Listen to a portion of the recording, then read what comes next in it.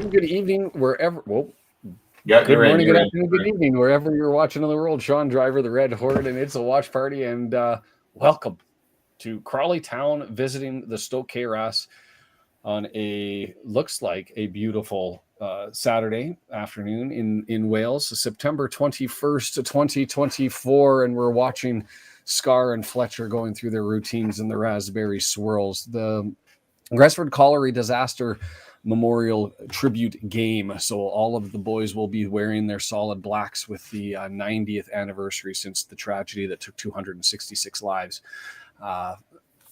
So we'll have, I'm sure, our moment of silence and a moment to reflect on a day that many of us learned through the documentary, and we'll figure that out. Who is this new presenter?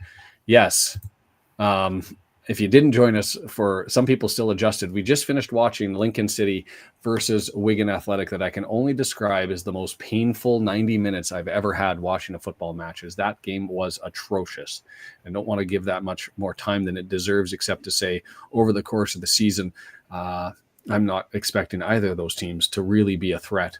They may end up eking out points against Wrexham, but my God, was that horrible to watch. This one, far more exciting, just because it also involves our Wrexham, but also a very different contrasting styles. You have us, as if you watch the Who Are You series, and if you've never been here before, and I assume most of you probably have, the fall of Sean's facial hair too.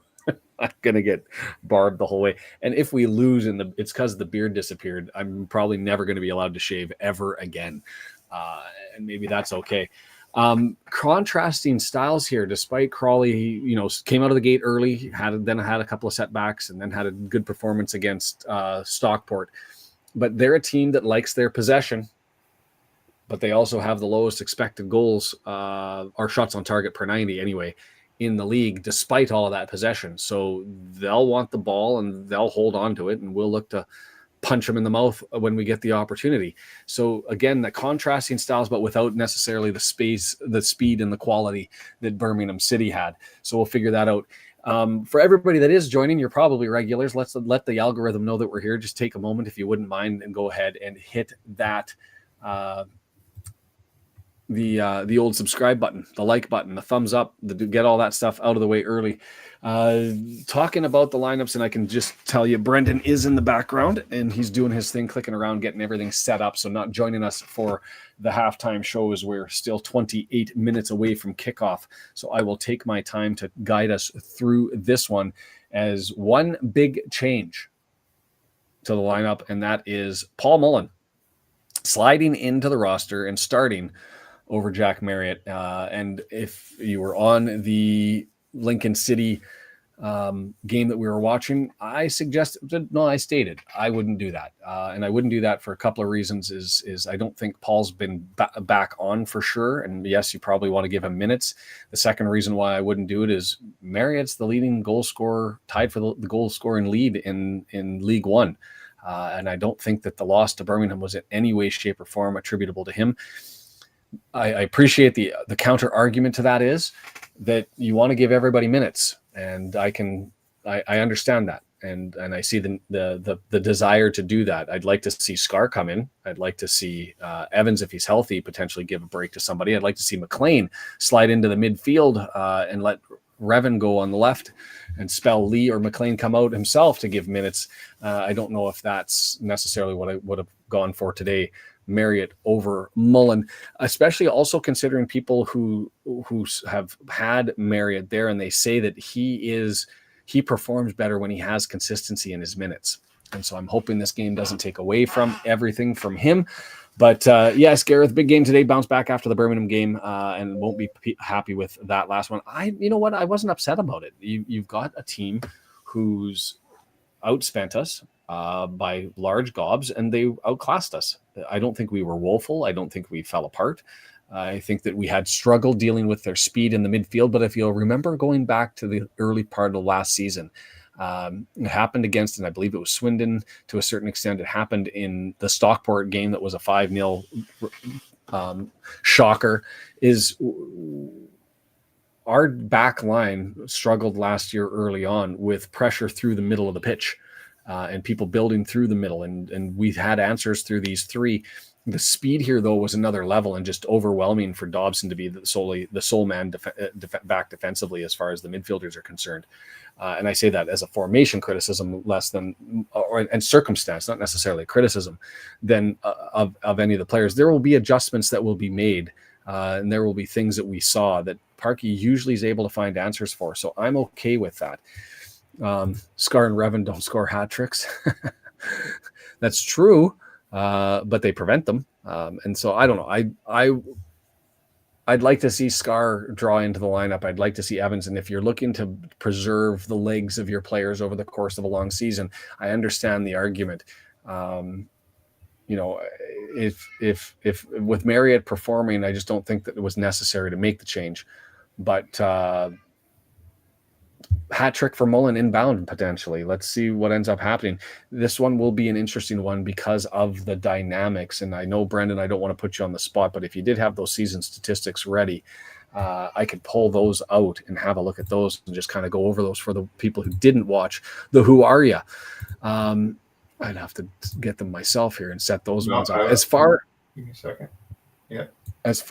As far as Crawley Town goes, and what they've done with their lineup is you're getting the exact same lineup that you've been having as far as their minutes are concerned. The only big change is Hepburn Murphy not drawing into the lineup on this one, but it's not really a massive change. They tend to move through about 12 or 13 guys, and so he's just sliding in for this one. And Armando, if you're looking for it, was the name that's on the back of the kit. Apparently, I was looking for the longest time and had to do the Google searches. I thought that's their leading scorer, Kitrana, and I thought it odd because I'm pretty sure he's the one who's featured on their graphic. So that one showed up for us. And Brendan, whenever you get it up there, you can just let me know. It's up there. So I'll guide you through this. I think we're looking at the season statistics. It has their last 5 matches. If we go there, and we'll just work through our way through that one while we're doing it. You can see their goals against away from home. They're the best in the league. This is a Crawley team. You just look at their 5 results. They don't score a lot. But they don't necessarily, or they haven't given away a lot while they're away from home. They play a high possession game and they don't give you opportunities. So we're going to have to be effective and efficient when we get it. And if we get that opportunity and we crack that egg early and we open them up, I think this could be a blowout. I think this game goes one of 2 ways. Is we're either into a nail biter looking to score late 1 goal sort of special because they've been so possessed of the ball for so long and we just haven't been able to get it done. Or we score early, they have to change their shape, try to force things, and we get more and more opportunities. And if we do that, I could see a blowout going our way. I don't see a circumstance really where I anticipate Crawley's going to run away with this one. They've only scored 4 goals so far this season. They're tied for 20th in that department. I think a draw is the worst outcome that we can get. And is it possible that it gets there? Sure. It depends really on our effectiveness and our efficiency.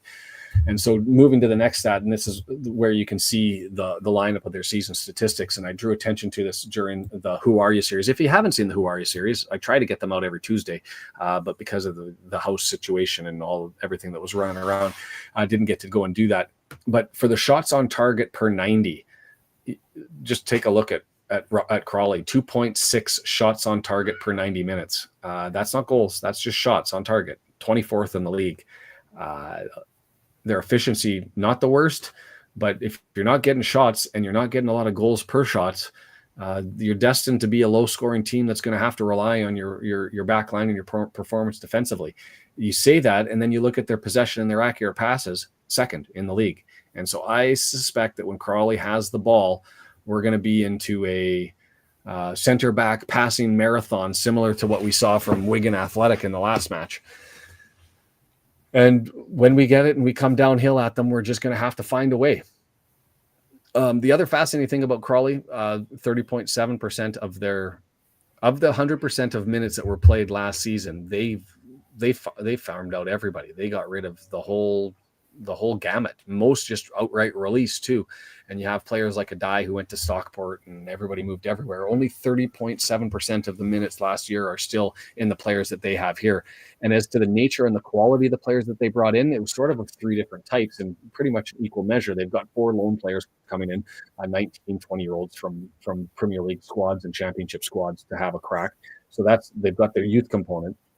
As far as their League One component, no superstars really came over, but more players that have found capable roles and they're just going to fill in here. And then a couple of wonder players from the lower divisions who they're given a crack to see what they can fit in as. And it's about a third of each. And for whatever reason, early on in the season, despite the massive turnover, it worked. It largely worked for them. Gareth had to turn down a ticket today, got the little girl, and he's going to be shouting from the house in support and hopefully able to get you some idea as to what's going on with the audio. In other words, Jason with the unpopular opinion, who's getting ready to head over himself. Glad they're resting Marriott instead of burning them out. And that's the giveaway and the takeaway that I can go with. And what I expect Parky is going to say is this is just about spelling minutes. I mean, it's quite the game to give to Mullen, because now he puts himself into a predicament. If Mullen fills the back of the net and pots a hat trick, what do you do? What do you do for the follow-up performance? You go back to Mary, because he shouldn't lose his spot in a circumstance like this. And I still wonder, why can't we go? I know Palmer's the hold-up player, and he's great, and the height and all that sort of stuff. But I like it when we build up through the middle of the pitch. And so if we do that, and you have M&M, Marriott and Mullen up there, rather than doing the long balls to find Palmer and get him to hold him up, I don't see why we can't play that style, should we so wish, and turn that on.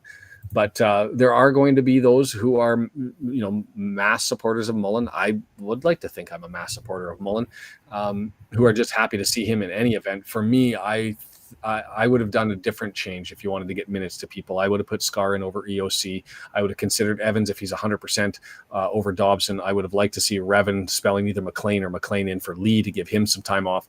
You could have done it without the Mullen Marriott changeover today, because I just don't think you take the top score, tied for top scorer in League One, and you set him on the bench in a game where you're looking for a bounce back, even despite the fact you're going with the quality of Mr. Super Paul Mullen. Lee grandfather was a miner in Bersham up until the 80s, and the impact that and we're talking about the Greshford Colliery disaster 90 years ago. This weekend or last weekend?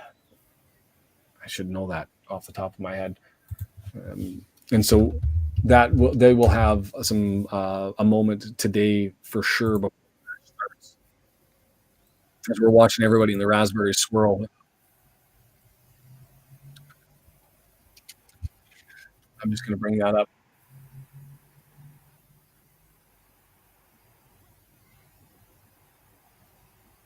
And so September 22nd. So yeah, tomorrow.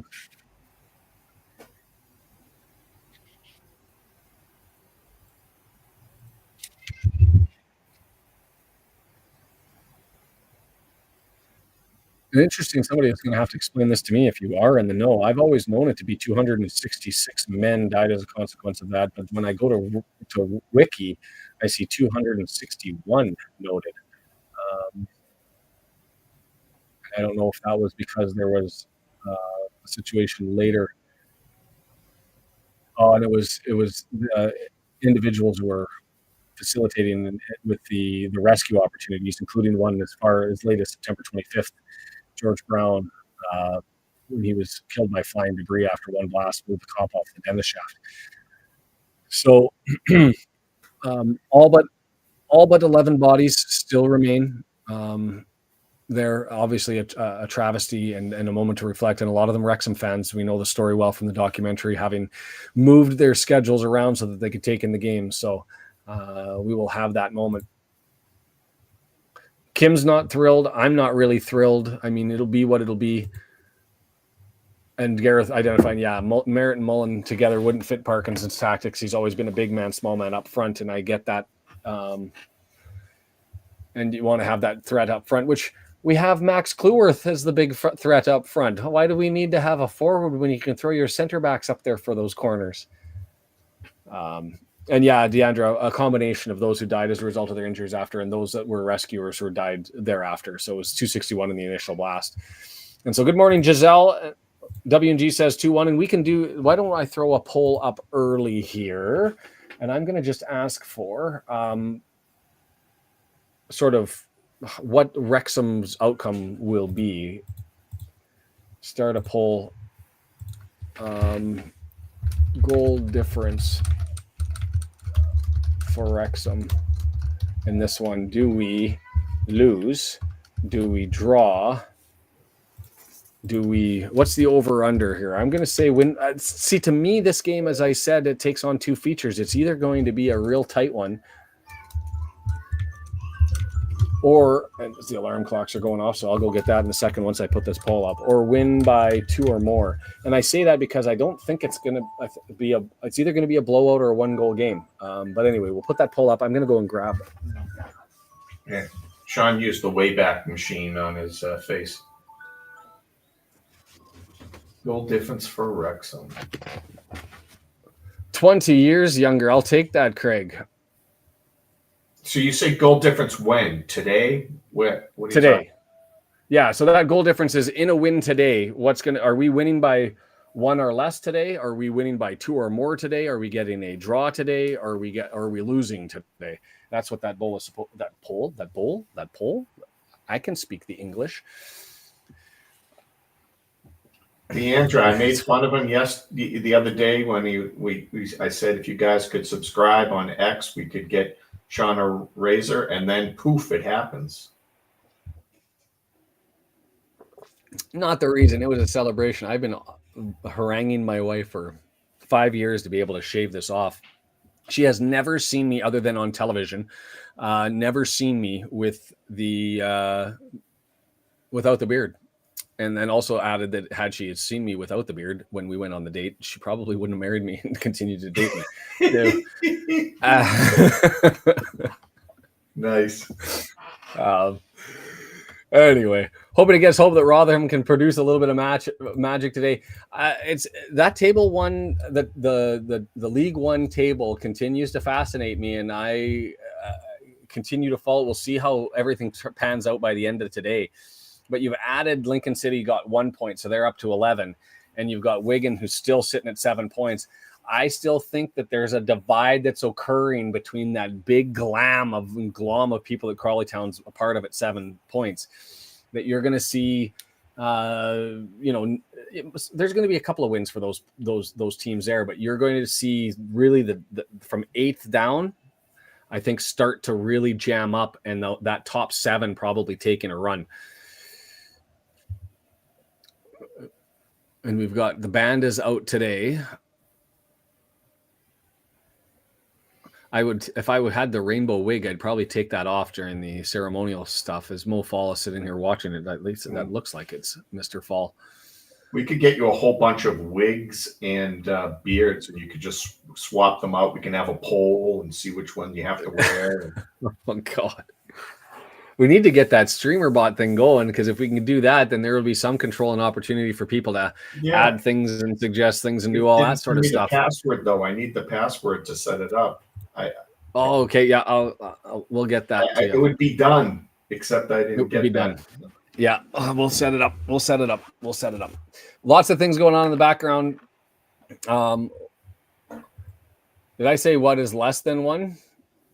1 or less is what I meant to say. I was too bothered by the alarm clock going off that I wanted to go and kick that off, that I bashed that one through.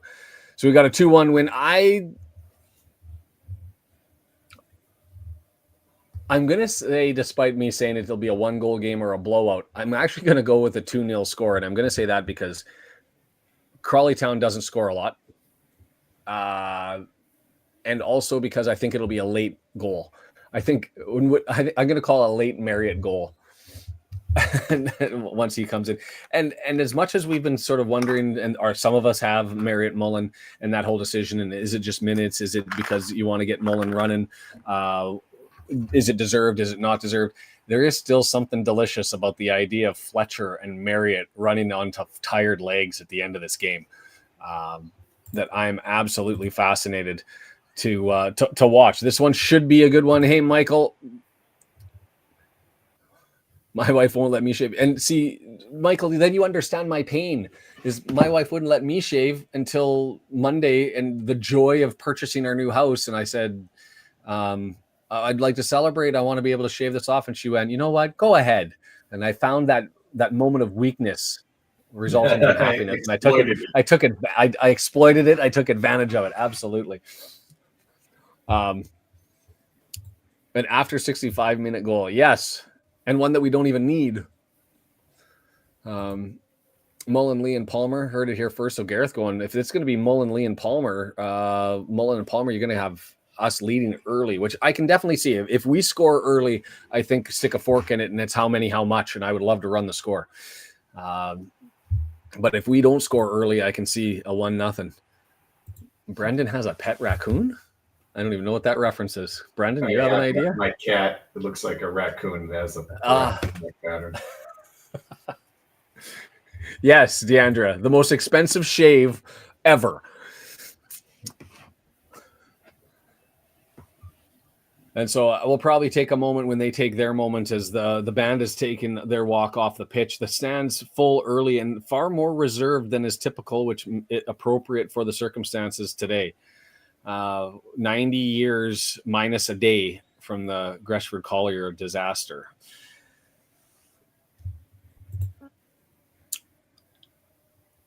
Oh yeah, did we get any? We didn't get any red cards. No red cards, nor should we have, and the whole retroactive stuff. But to be fair, the only yellow card that and I haven't put the video together. The FIFA rules, and it's law 12, specifically says that if you put something on your face, whether it be a hat, whether it be whatever, a mask, you get a yellow card. And it's similar to taking your jersey off and celebrating, and it's automatic. And I saw about 5 or 6 videos of players who had done it. And I going back to the game where Mullen scored and he put on the Deadpool match in the trophy game. And I thought, you should have got a yellow probably for that one, which only matters really for the purposes of accumulation. But as to red cards, I don't think that there's there. You're not. Oh no. I'm not even posting that one up, Kim. I can't do it. That's a bad Springfield getting referenced in the chat.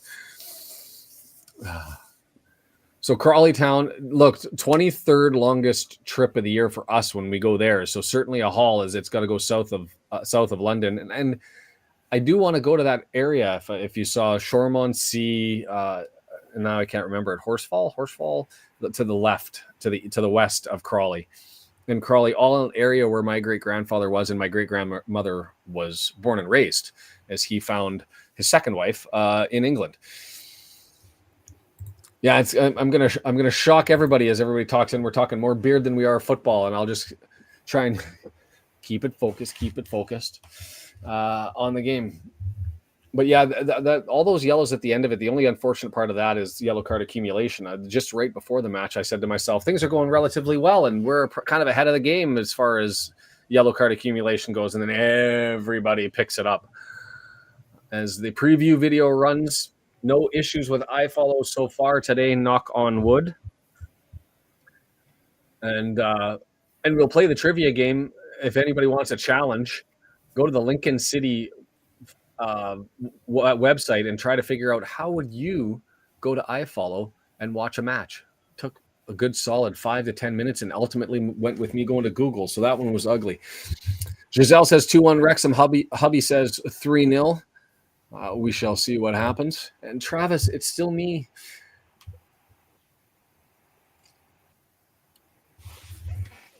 Lots of fans getting their signatures early on before the match on this one. And Jason, you're going to be there in a couple of weeks. Second wives are always the best ones. I won't tell my wife that. But no, I won't get into the full story of my great-grandfather, but he was, let's just say, a selfish man. And leave it at that.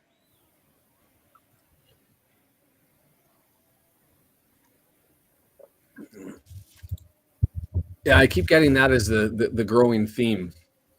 And so And I also get told I look younger, but I should really grow it back. And it's probably already going to start coming back. We'll see how fast I can grow it.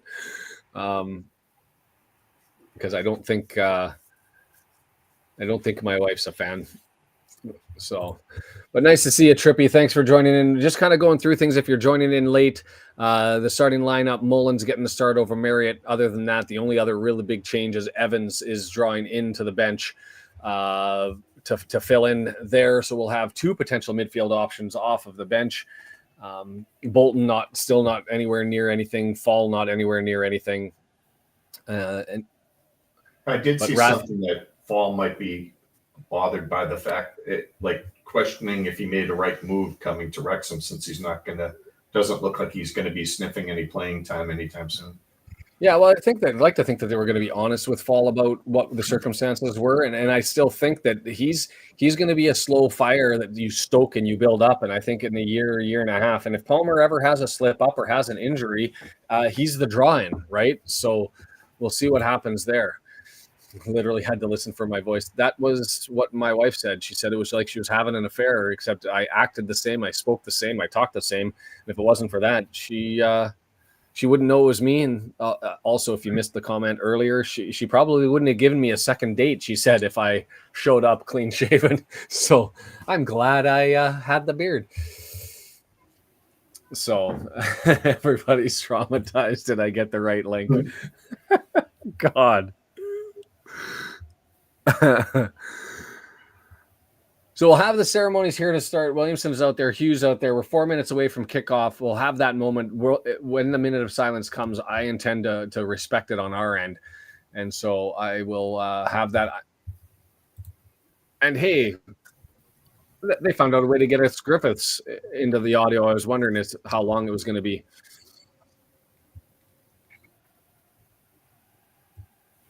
I'm going to try to watch this one on Paramount Plus to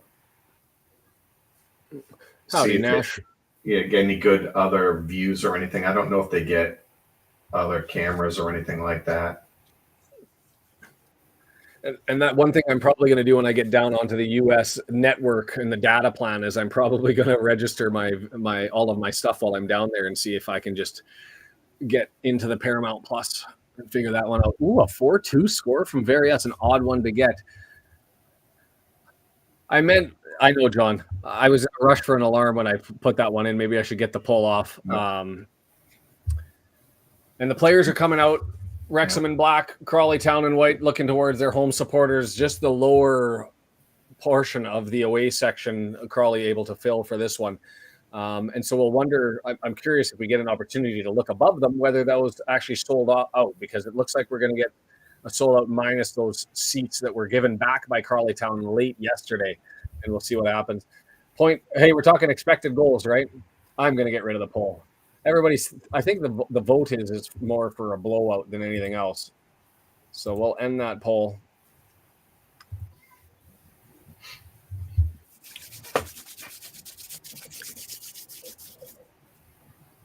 The graphic first time we've heard it Crawley, but it was last minute. Yeah, so the graphic got thrown together in a quick little bash. There was one that was missing, so we had to get that one in. And Brendan showing off his graphic skills as we do that sort of stuff. I'm going to kick it as they walk out to do the moment. Sounds good. Sounds the same. Looks entirely different. I found a DeLorean over the week and decided to take that one for a spin as a wreath is going down at the midfield stripe and hats are being removed. And so we'll have a moment here for silence coming up here once the broadcaster finishes with their speech. So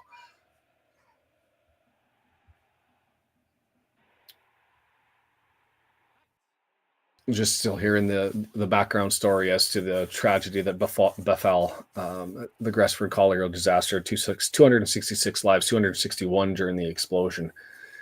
And so that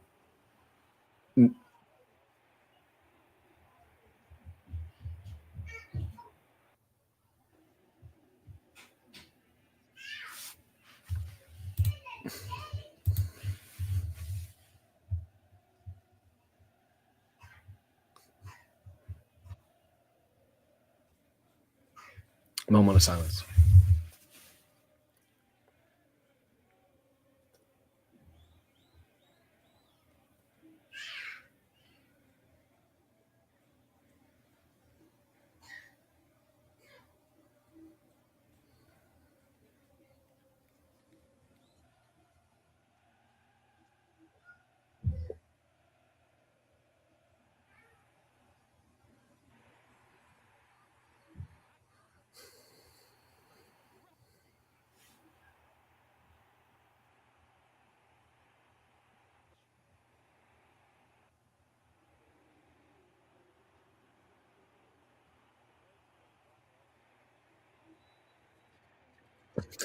And that's the moment of silence. Always a heavy moment, not just because, I mean, it's been 90 years, but in a town the size of Wrexham, in a community built on as a pit down with the mines, that's going to be an incident that everyone would have known somebody, right? And it echoes through time because that's memories lost. That's opportunity lost, and so always a wonderful thing to reflect on that and to take the time out for it, and good for the club for doing that. Is the crowd starts to pick up a little bit now and gets into it, and so let's get into it, Wrexham. And there is number 10 Paul Mullen with a heavy dose of Dobson gel. Yes, the lives forever changed. And I wanted to say, like,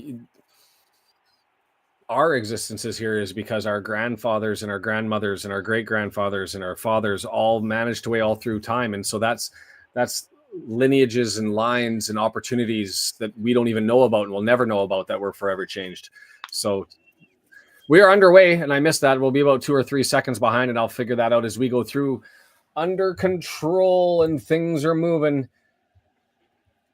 As Crawley kicking it down and giving it to Okonkwo and a goal kick, and we'll fire this up as we're waiting for Brendan. 2-1 today with a very late winner by SPM. Oh, I don't think Paul will be out past the 65th minute. I think he'll get a run, but I think you've got to give Marriott a chance. As a missed touch there, Barnett back to Cleworth, and he gives it to them. 18-yard box, Crawley Town looking for it, and that's going to be Kelly. They're doing a 3-4-2-1. Which I don't think we've seen so far this year, is Flint comes back from his left back position. Highest ranked player is Flint on Fought Mob and Sofa Scores. Thrown into the box, headed away by O'Connell. Mullen now fighting for it, can't get to it. It's going to be clicked all the way back to Wallacott. Hibernian man made his way from the Prem down to take a starting role in League One. Headed out by O'Connor, and it's going to be 25-yard box, and it's going to be a right.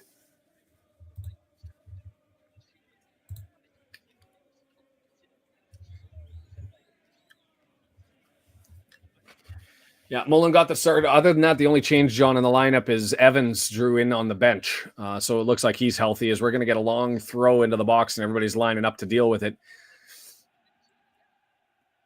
18-yard box out there with Dobson. McLean able to take it, and it lets it go out, and we'll take a throw. And 2 minutes in, trying to look for some possession and control. And this is kind of what we thought was Crawley going to be swimming around, doing a whole lot of jitterbugging and hopefully a lot of nothing.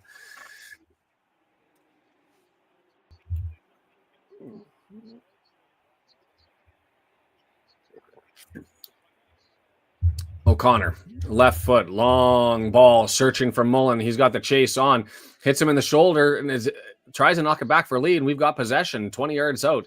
Lee going to draw it back. Nobody there in support. Somebody going to support somebody, and he's got to come back to Dobson. We'll have to recycle. No support only because McLean, and I don't think Lee saw him, blasted past him on the left-hand side, and he couldn't get the ball to him. And missed touch by Cleworth.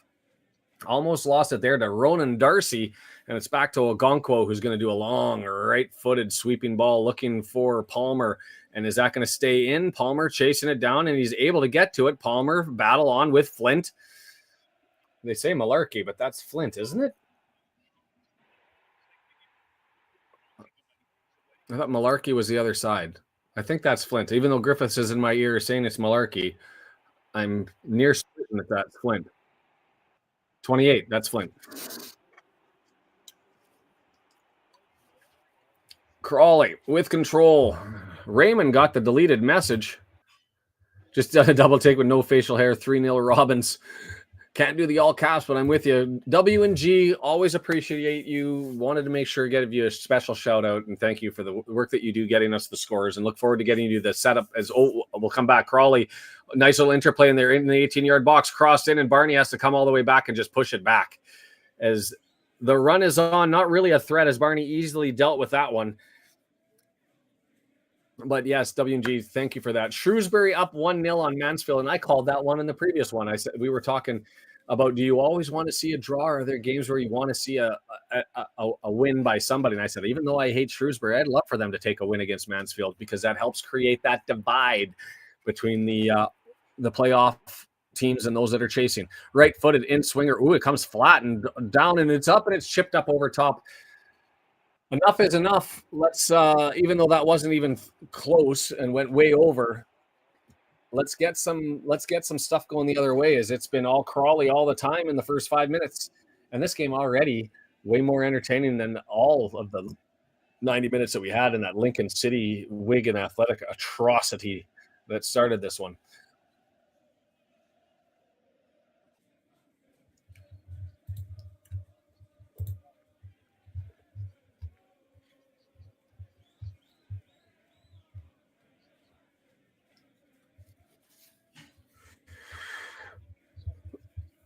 More Crawley possession, and this is what we anticipated as I go searching down, and just a long ball wasted to Ogonkwo, and he's got it there.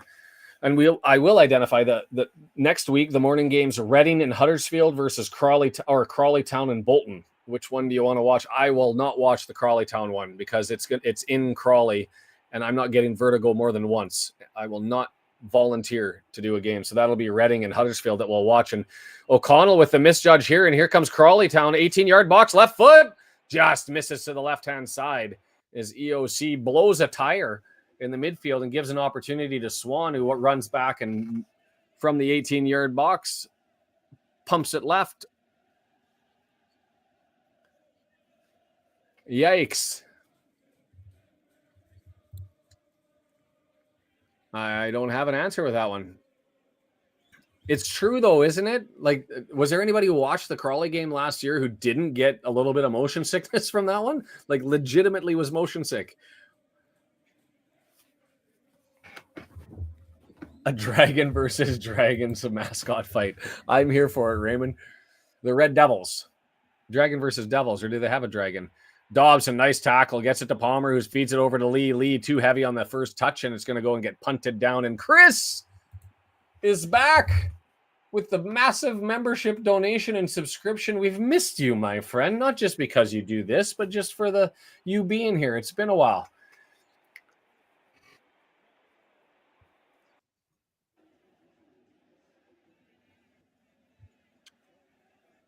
If you didn't get gifted a membership and you're interested, hit the little present in the chat up at the top, and you'll be able to get that, as Cannon getting pushed into over and around, but he's able to fight for that one. And good job for him. I thought he was going to get bullied there by Max Anderson, but Cannon gets it to Barn in midfield, and we're going to resettle here.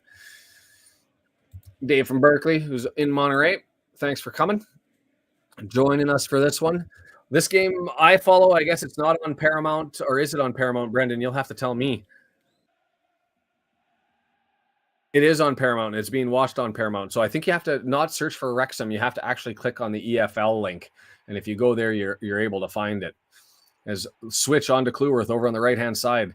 And I'd like them to stop playing with the volume controls that I follow. But that's a minor issue compared to what we normally have, is they've cranked the volume all the way down. And I'll have to turn mine up. McLean with it, midfield. Crawley been there defensively, but that's sort of the shell that they're going to play, is another giveaway. Dobson gives it to Swan, who's got a second opportunity. Ogonkwo collects that one, and we're trying to give them opportunities. EOC giveaway, Dobson giveaway, and Swan with 2 opportunities. Hey, Chris, you don't have to apologize for anything. We just missed you because, and again, not because of the donations and the stuff that you do that helps us out when you're here, although that's always appreciated. It's just for the company that you have. Is a nice little entry for Mullen. He leaves it over. Kennedy gets pulled down and nothing given. The referee immediately goes like this. And I think it was more of a trip over a leg and a potential flop. I think he did trip. I think contact was there, but he tripped over a guy who didn't stick his leg out and was just standing there. Wickham goes up 1-0 on the relegation destined to Cambridge, do we call them? Ogonkwo with it.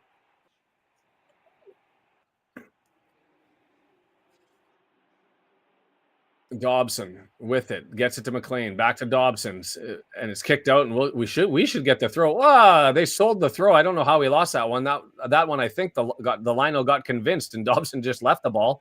The Crawley player got the ball, and so they were like, "Yeah, that's the right call. We'll go with that." As the Crawley fans are into it, and so far out shouting us. The race course roar not in effect so far, so early. Kicked out by Crawley on the throw in, and so we'll have it with O'Connor 35 yards away from our goal, trying to settle things down as we approach 9 minutes and 10 seconds coming up right now. Mullen gets pulled down, earns himself a free kick. Lee's going to run and draw it back. Taken early. Mullen with it into the box, 18-yard area, right-footed chip, and tried to serve it up for Palmer, but too close to the goal, and not much there. And that was Kamara protesting. He was standing over the ball with Lee, and Lee just took it early and went right through his legs and carried that one on a quick one. I don't know, Kip. Brendan's watching it right now on Paramount. So if somebody wants to, there he is.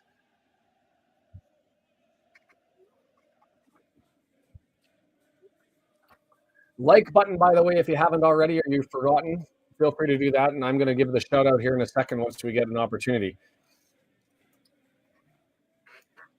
O'Connor up over Palmer, not able to get ahead on it much. And so it's going to deflect. And Peterborough goes up on the Rovers. As the table starts to move already, with Wickham jumping up into 8th place.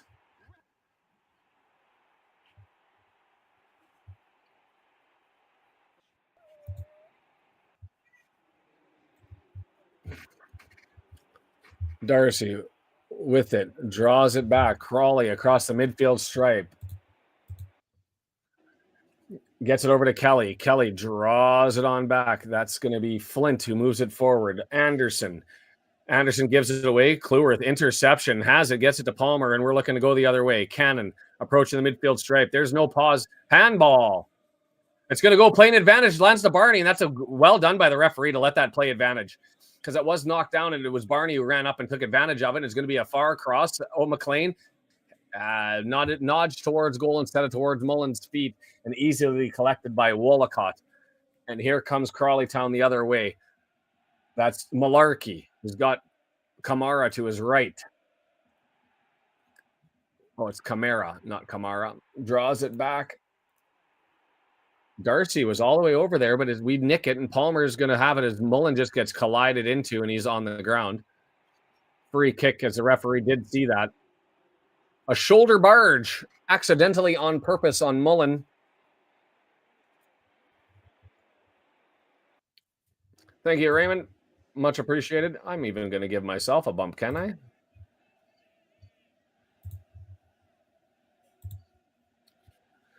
Barney, nice little play around too. He's into the midfield pitch. He's got Mullen to his left. He goes to the right, playing advantage, and he says, go on, and no more advantage. Palmer with it, looking for the cross.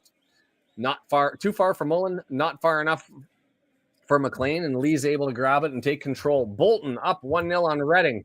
Man, Bolton not firing their coach. They're going to have to get a win out of this one. As Leighton Orient with the shocker early. Is that in Stockport? It is. That would be a shocker. Let's not get too excited. Stockport's last week, I believe, were scored on early before they came back and won as well, as O'Connor has it left foot down the line, grabs it to Lee, who chests it down, and Mullen comes and collects. Mullen plays it back all the way, and O'Connor has it. Switch has to be on here. O'Connell with it all the way over to Cleworth, and we're going to push forward. Cleworth up to Palmer, drawn back. Cleworth filling in the middle of the pitch. He's going to draw it back to Lee, and Kluworth is up, standing 20 yards back from the goal before he goes back. So you think you're a goal scorer, Max. Well done. Lee with it. Draws it back to Dobson, has Kluworth to his right, but goes to O'Connor on the left. O'Connor draws it in. Mullen, it's odd. It was a little bit behind him, and the only thing he could do was fall and trying to get it to Lee, so he does that. And here comes Crawley Town on the counter attack. Midfield stripe. Dobson chasing him down. Darcy with it, and Barney cuts him off of the pass with Dobson angling him right into Barney's feet, and he lost his space. Barney just runs 40 yards. He's 30 yards out, gets it over to Cannon. Cannon, 18-yard box, and it's going to go for a corner on the right. A little bit of magic starting here. A little bit of good stuff, and I'll take it. Interesting. Every time Kip clicks the right link, he goes to the wrong spot. That would drive me nuts.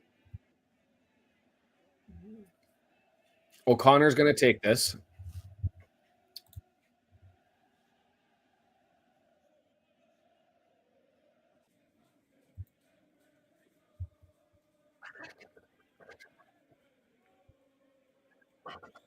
O'Connor's going to take the left-footed in-swinger. 14 minutes, 22 seconds. It's a beautiful time to score if we can. Close to the net, and woo, almost an Olympico. Wallacut with a nice save there. And there's a second one. Minute applause at the 14-minute mark, and don't know what that's about. I didn't see anything on Twitter. Lee into the area. Lots more possession than we're used to here. What's going on? Birmingham up 1-0 on Rotherham. That puts Birmingham top of the table.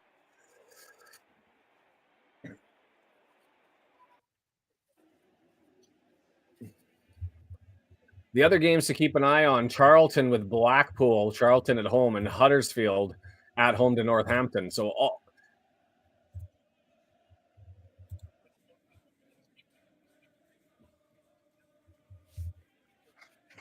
and did I miss another? No. Crawley with it now.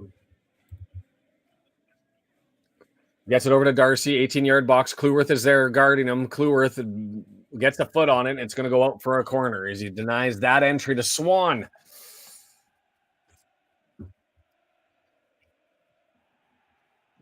Yeah, we've played an extra game. So they're top of the table, and they have a game at hand. And yes, Deandra, everybody especially this year, the latency is more significant than last year. So if you end up seeing a score go up, don't let us know. Right-footed in-swinger. It's a short option, and it's going to come back to Darcy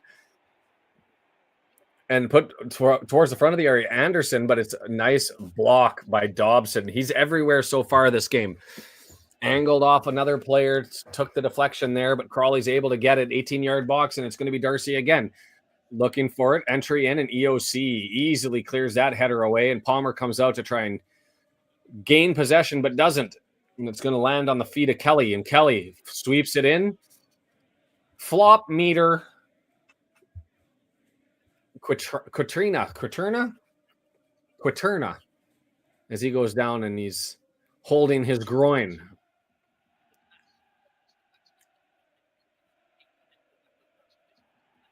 That would have been something that almost was an Olympico, and a short Olympico.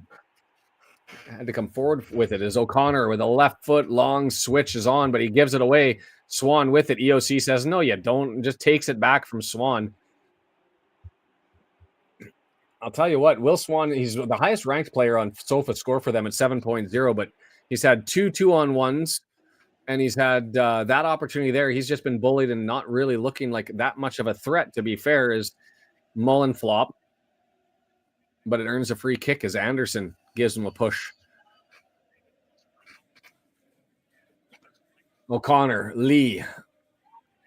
Looking for Palmer down the left-hand side. Northampton up on Huddersfield. Is everything around the league getting the... John, I'm in your camp, my friend. I love Mullen, but I wish the flopping would stop. I really do. Palmer knocks it out. Going to be a throw-in from Crawley from inside, well inside their half. Yeah, that's that's a lot of sarcasm on that one, Kim. Dripping in that sarcasm. 18-minute mark right now. And Crawley throws it into their keeper, who thumps it down the pitch with a right footer, and nobody there for Crawley to grab it. Sort of a wasted possession opportunity. Cambridge goes even. Leighton up 2-0 early on Stockport. What's going on? Northampton's up. Cambridge tied with Wickham. Leighton Orient up. All we really need is a Blackpool goal, and we'll hit and a Wrexham goal, and we've hit the what would you call it? It's not the trifecta, the quadfecta.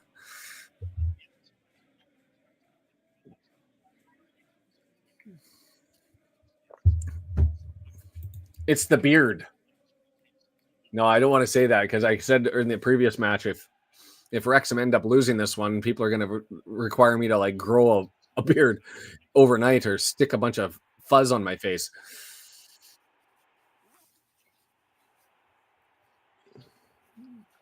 It is quiet in the race course. Like you can actually hear the buzz, like the hum of the crowd from talking. The underdog factor. Swirly.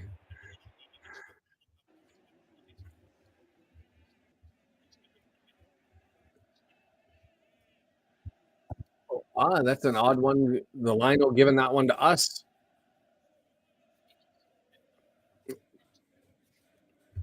Nice to see you, Ruth.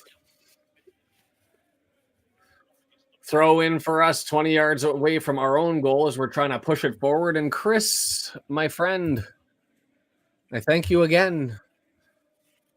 Another 10 memberships. If you don't have your memberships turned on and you can't receive one, click on the little present, hit the little toggle.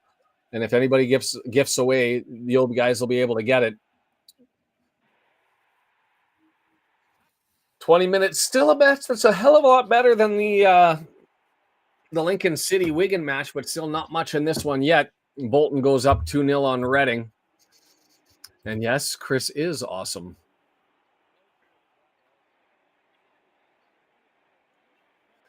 Throw in from Crawley across the midfield stripe.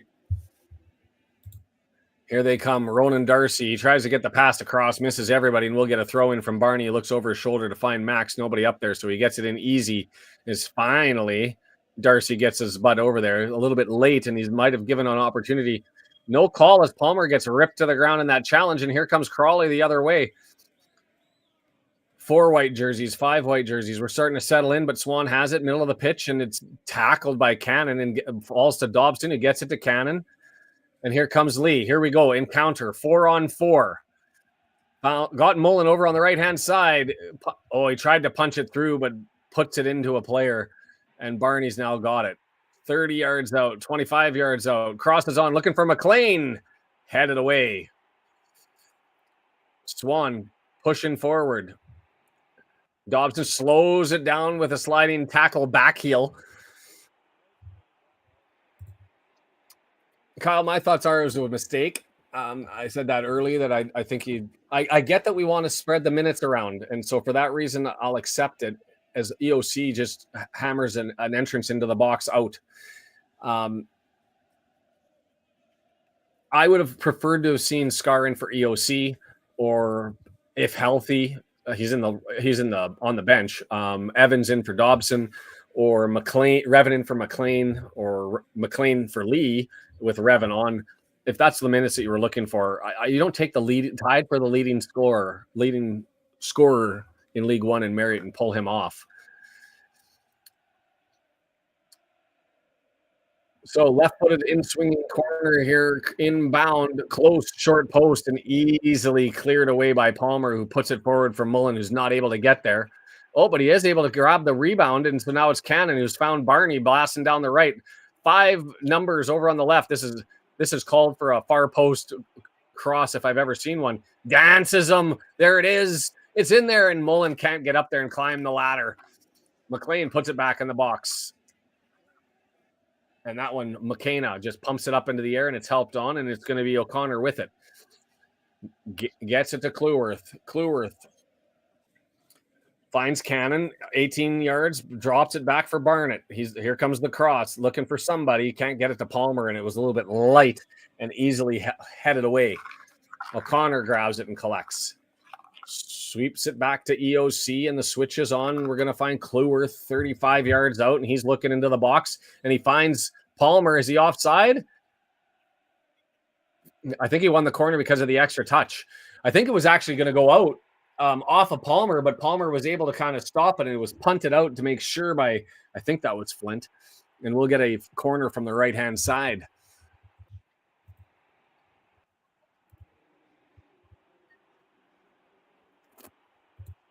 Scar needs to play. Marietta scored in every league game except for Bolton.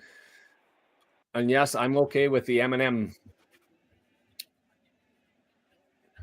Left-footed in swinger, far post. Oh, Wallacott has to go up there. Almost another Olympico. Lee scores! Yahoo! Cleworth scores. Cleworth assists. You put him in the box for the set pieces, and he's sitting at the far post until that one goes all the way across, almost like an Olympico. It's knocked down by Wallacott, and it's rolling out like it's going to go out. And at the far post, Cleworth just draws it back for Lee. Put that one in the back of the net on the right-hand side. He goes by the name of Elliot Lee.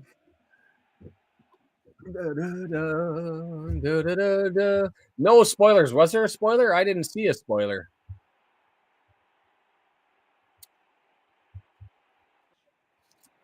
So yeah, left-handed, and it was Swan over there who wasn't able to get the clear, and so Cleworth just takes it away from Swan, who's having himself a bit of a shocker game, to be completely fair. And Cleworth just lays it into the feet of Lee, who's standing 3-4 yards away from goal, or exactly 6, and puts it out.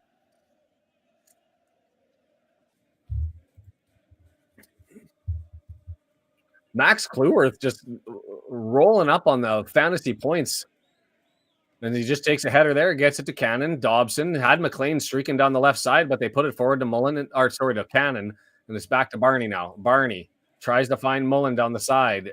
Cleared by Flint. Northampton goes up 2-0. A giveaway. Palmer, middle of the box, 18 yards, drawing forward, loses control. Scramble. Grab. Nothing happens from it, and Wallacott comes out and collects it. What happens if everybody loses on one side and Wrexham pulls 3 points? Does that mean that I have to tell my wife I'm shaving every day? W&G is happy with the fantasy points being up there. The crowd has woken up. Just needed to get that a little bit of excitement. These games that you're supposed to win, always a little bit nervy, I think, to start till you get settled in. But that's the summary so far. Stockport losing, Huddersfield losing.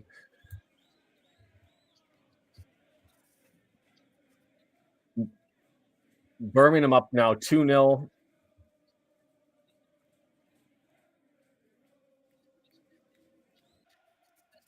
A Charlton loss would be nice as well if we want to get picky. We already had a Lincoln draw. I'll send her that message, Deandra. Thanks, Mystery, I think.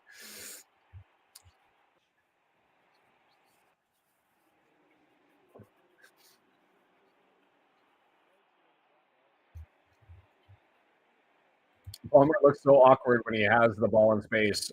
I was going to say like a newborn giraffe with all of his legs, but he's a little bit too big for it to be called a newborn giraffe.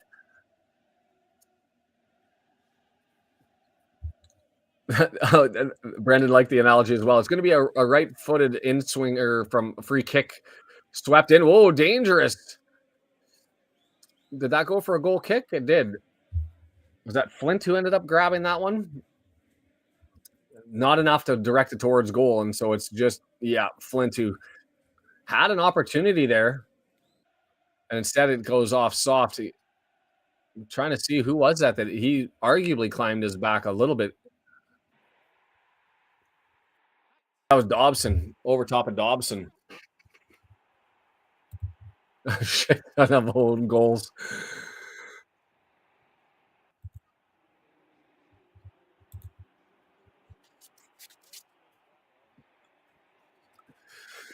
O'Connor looking for Palmer in the middle of the pitch. Nobody's able to get it, and it's just going to roll harmlessly to Flint, who's going to get it back. And it's Malarkey, right side, midfield stripe, still going with it. Mullins on his back pocket, so he drops it there.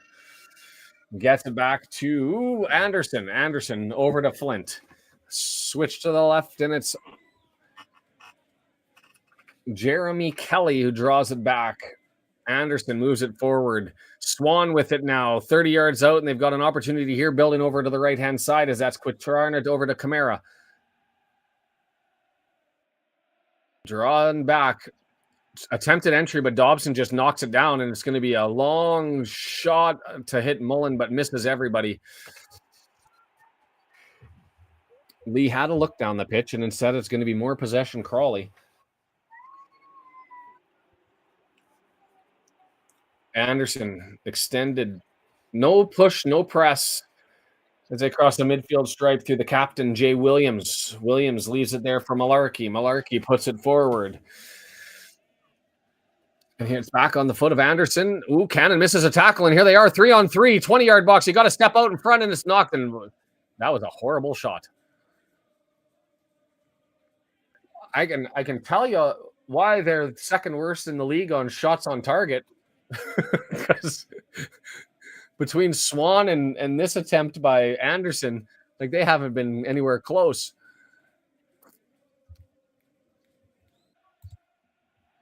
We're top of the league. We're top of the league. Blackpool doing what I needed. Charlton losing. What's going on today? It's going to be shave your face Thursday every single day. Is that what this is going to be? Cleworth back to EOC. You did see that. Blackpool did score. If you want to look at the table, look at it now. Wrexham and Birmingham sitting at 16 points and everybody else at 13 and below.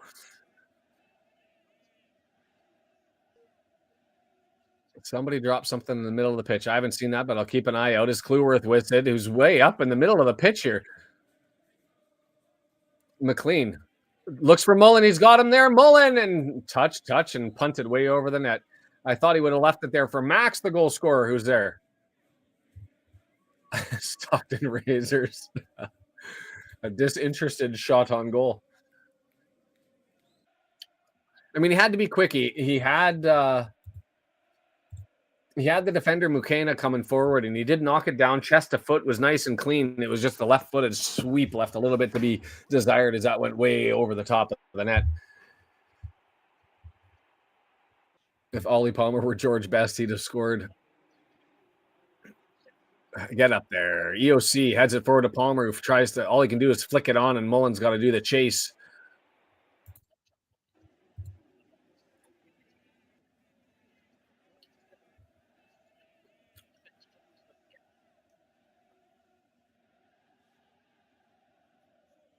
Cannon gets it all the way over. McLean with an 18-yard box. Left foot misses. 3 feet too high and maybe 2 feet too far to the left, but had the opportunity to McLean on the play on the left-hand side and just inside the edge of the 18-yard box. Left. Oh, he missed by more than 2 feet to the left. That was a good solid 5 feet. And did he ping that person in the back? I think he clattered a couple people in the cop. The deflection didn't help. Those who were unexpected all of a sudden had it coming at him. Yeah.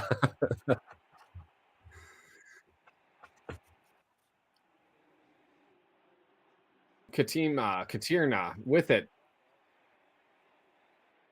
Earns himself a free kick. And see, that's the type of effort from an opposing player that I can appreciate, because he had 3-4 opportunities to flop as Blackpool up 2-0. It's a day. It's a magical day. It's a magical bloody day. But he had the opportunity to flop on contact. He kept the legs moving, goes to ground. And as long as the flop meter's not going up over my head, I thought that was a brilliant play, and he earned himself a free kick while he had the hard work and the effort going. So the ref will give it to you when it's a foul, and that was the right call, the right decision. And here comes Crawley with an opportunity as Peterborough. Goals all over the place early. When I say early, it's 32 minutes in. Jeremy Kelly, right-footed, looking into the box to see who he can pick out from about 35 yards out, 40 yards out. Instead, it's just going to be left short, and here comes Kelly, pushed in, headed up, and that was Flint again.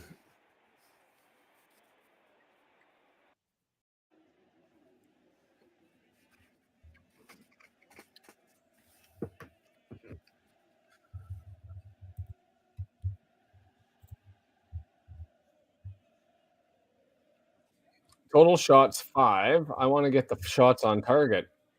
1-1.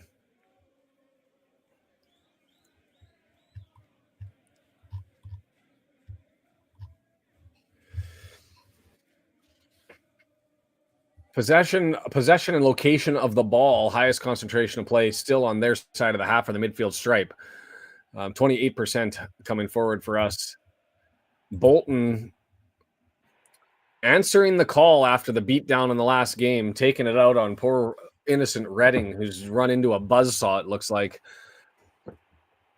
Flop animation goes right after I said it. Of course it does. I have no control.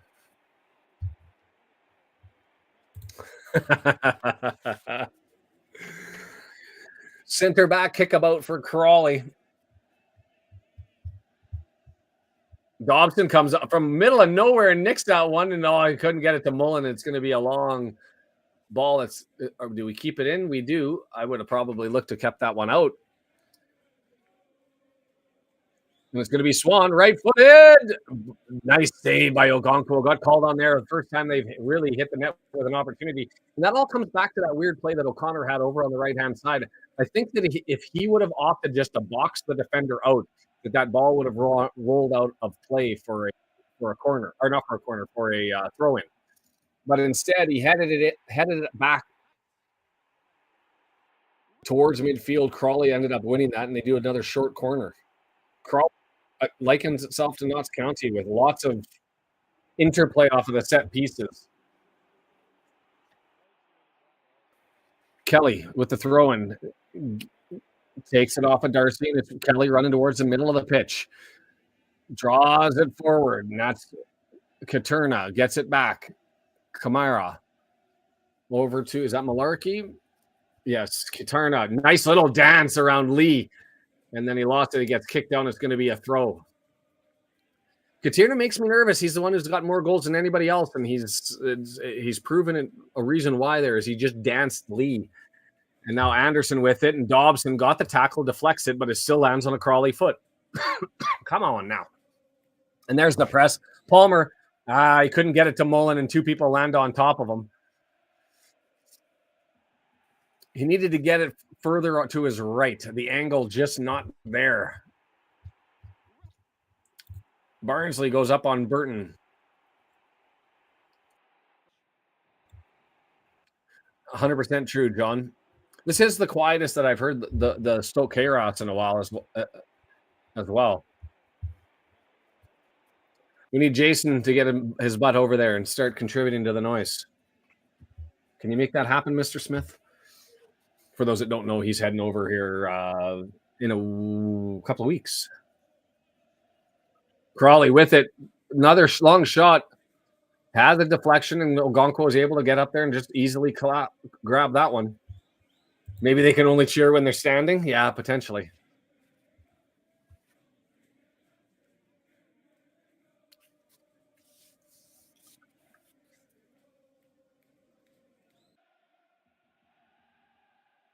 Mullen goes down. I didn't see the flop, but everybody screamed, and so they ended up giving it.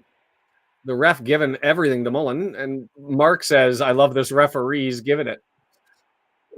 So I didn't see what happened there and why Mullen hit the ground, but they certainly gave it to him. And Mullen's still having a chat with the referee. Don't lose the favor you're getting, sir. Yeah, I'm with you, Aaron. We won't see him at 60, though. We'll see him at 65, I think.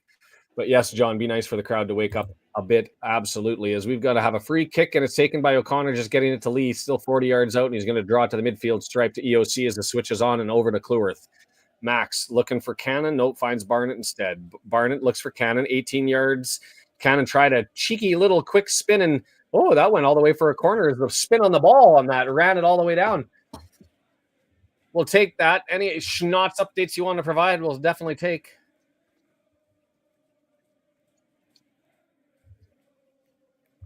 Could definitely be. So we're going to get O'Connor on the right-hand side, taking those kicks over there. Find a body. He's been close to goal on both of them. Almost Olympical level, but the last one certainly worked because it didn't get cleared. Does he stay close to the goal? He does. Oh, just on the roof of the net. The message clearly is with the Walcott as the keeper to keep it close to him. I don't know whether he's challenged and punching it away and clearing it, but that's setting them up. Brendan says in my ear, could be, but that's 3 from that same corner that have all gone really close to goal. Yeah. Walcott underway, midfield stripe, over top of everybody, bounces off, and we'll just take the easy throw here just on our side of half.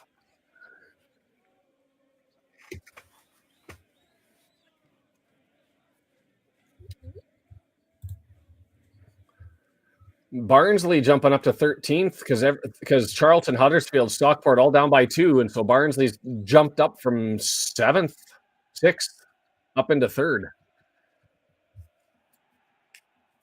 It's a fascinating day. And Peterborough drawing itself into, you knew that there were teams that were in that 7-point area that were going to look to try and draw themselves back in. Peterborough, the one that's doing it so far. O'Connell with it. Midfield stripe. He's searching left, searching right. Doesn't see anything, so he just gets it over to Cleworth. He's got Cannon and Barney in front of him, and Cleworth on the mass run. They leave him some space, so he took it.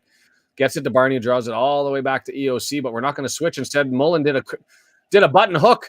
Oh! Mullen tried to bring it on to McLean's, who was advancing wide open. Completely unmarked was McLean, and Mullen couldn't get it to him. Swan on to Cleworth. Swan, well played by Max, dancing all over the place. Lee, thank you, my friend, for donating the sponsorships. Tim, Logan, Rob, all benefiting from that one. 9 Inch Nails Halo back into the membership group, and Sano Voodoo. Swan hasn't looked good, but Max played that exceptionally well.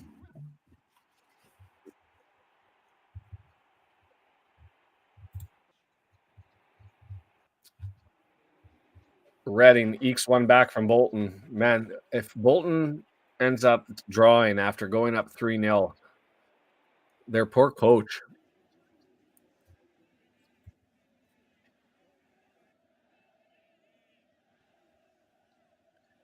Yeah, I could see that. Brendan saying the off-field stuff may be affecting things on the pitch for those players. Come out like banshees and then hope that they're able to get some answers and some support, and then with a potential new owner, and that doesn't happen. And so they just realize potentially that's just going to be a long, similar season. And so it could be that the plummet is on. Long looping throw in. Dobson there, but it's nicked by Katrina, and Katirna gets it up to Swan over on the right-hand side. He's going to try and beat EOC. He's into the 18-yard box, and there's a wasted touch by Swan. I mean,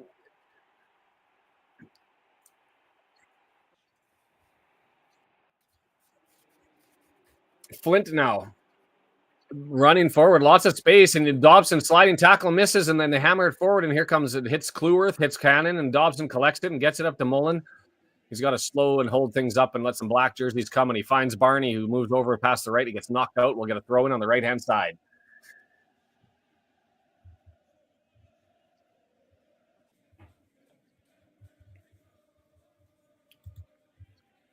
You missed the goal. It was off of a set piece. O'Connor with another, or I guess he's only done close to goal crosses, and that one got punched away. Swan wasn't able to clear it. Cleworth gets his foot on it and lays it up for Lee, 6 yards out, and Lee just slots it home easy as. Barnett throw gets headed out. Barnett throw again. This time he goes to Dobson, back to Barnett, and we're 35 yards out. It gets knocked out, and we'll get another throw. Darcy screaming. He says he wanted it, but I don't think that there was any issue with that one. It has to be Barnett. Mark loving the officiating so far. Barney tries to dance, and we're going to get another throw. 4 throws in the last 30 seconds. Barney taking all of them.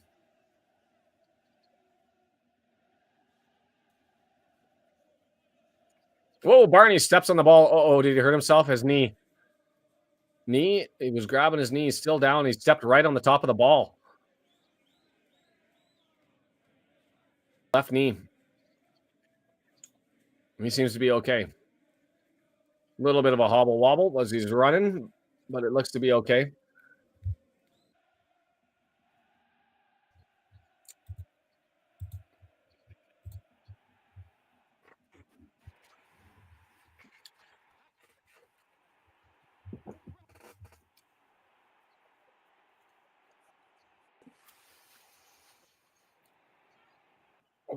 Crawley with it. Oh, he's onside. Ogonkwo, we've got trouble. It's going to go into the back of the net. No, he misses it.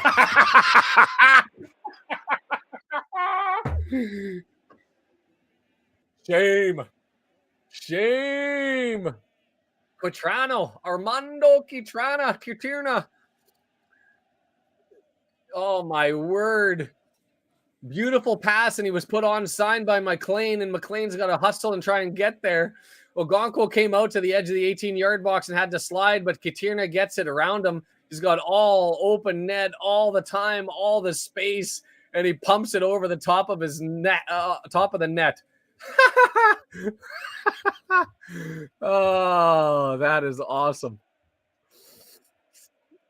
Adora, and nice to see Adora. Had a heart attack on that one. Holy, that's highlight of the year.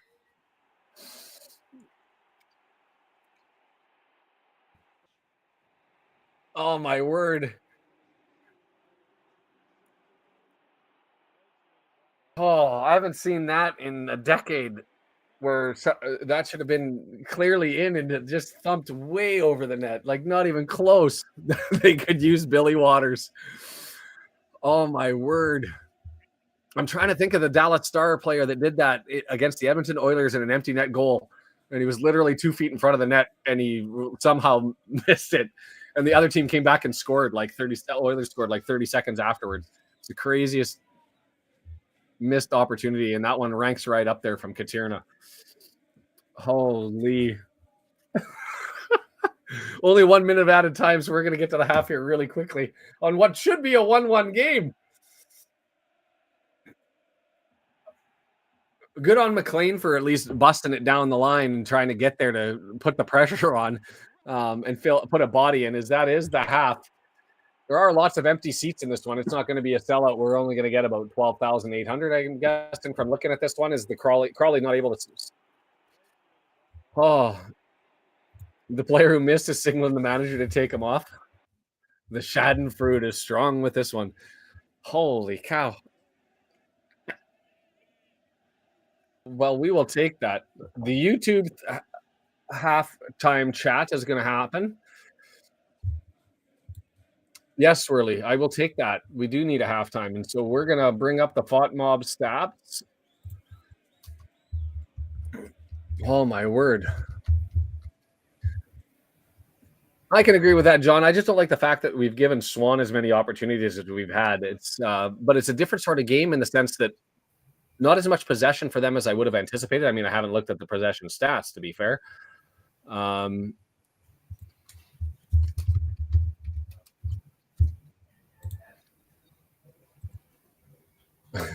Aaron takes away the 2-1 to a 2-0 score. Ay. 50-50 on possession. Neither one of us want it. 50-50. Yeah, there you go on the possession. Yeah, it could be just because they're not standing, so they're comfortable. Would have been a field goal. 3 points, give it to him. It missed. It wasn't even close. Like, it wasn't one of those ones where he sloughed it and it just kind of bounced out. Like he got some good thump on that. He just skied the hell out of it. But yes, I'm with you there. So the FOTMob stats, I don't know if they're up. I'm just going to stand up for a second here. Sitting down for as long as I am. Just give me a moment. Oh.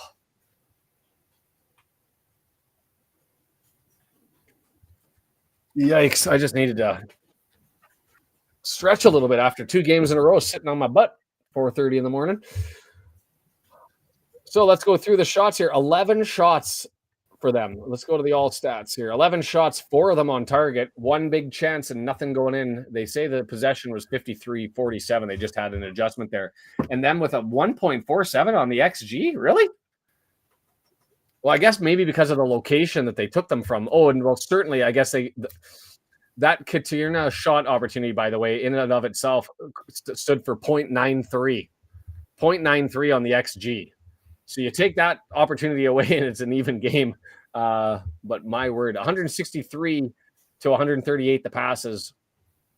You look at the shots, they're leading on all offensive stats. Shots on target, shots off target, block shots, shots inside the box, shots outside the box. They're rolling as Bolton jumps up 4-1 on Reading. Snatching defeat from the jaws of victory. I'll put that one down, Sam. We'll see if that one gets a nomination for comment of the match. So, Brendan, what do you think? Your thoughts on that first half? The defense definitely looks shaky. I don't know what's going on there. There just seems to be a whole heck of a lot of room to roam. I thought Barney was looking good, but he has to keep coming back a lot, which is kind of surprising. I don't think we've looked all that good, in the final third, I guess, other than the crosses from TOC. Everything else looks a little shaky to me. Yeah, we did have that. I mean, Mullen had that left footer that skied out of it. I don't think he could have played that ball to McLean.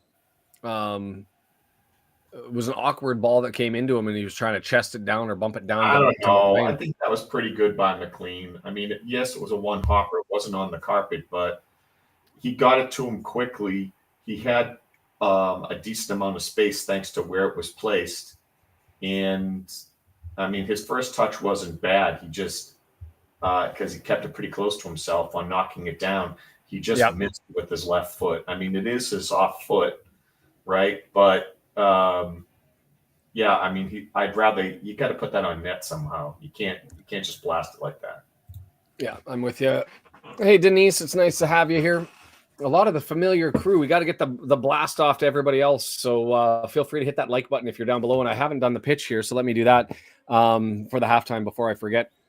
No ads this season on our watch-alongs. That a byproduct of our sponsor, Ultimate Promotions. They do pins, medals, badges. If you're looking for stuff like this for the Red Horde, whether it be hard enamel, soft enamel, you want to get the printed pins, you can do all of those with them. You use the medals that you used for the sports competitions, the run competitions that you do, those sorts of things. They'll do those, and the badges. Some people use them. Some of their clients use them for employee rewards, and for some use them for sport pin trading. Whatever it is, if you have an interest in getting your own made up, contact Ultimate Promotions at ultipromo.com or ultimatepromotions.biz. Free artwork, free shipping. They'll set you up. Do that. Bolton are playing like their jobs are on the line. It is for the manager. 100% Deandra. I think most fans were upset. I'm curious to see what the attendance was, because I anticipate they were leaving with 60 minutes left. They're just showing the highlight here as it was flicked away, and Swan swung his leg and didn't get his foot on the ball, and so Clueworth just taps it to Lee, and that one goes in the back of the net. So that's. I can't remember who said that they thought Swan had a good first half. I mean, he was certainly in the mix, but I don't think he did anything when he had the opportunity. Mr. Wrexham, he nearly hit me in the face. I hope that's true. I hope you were sitting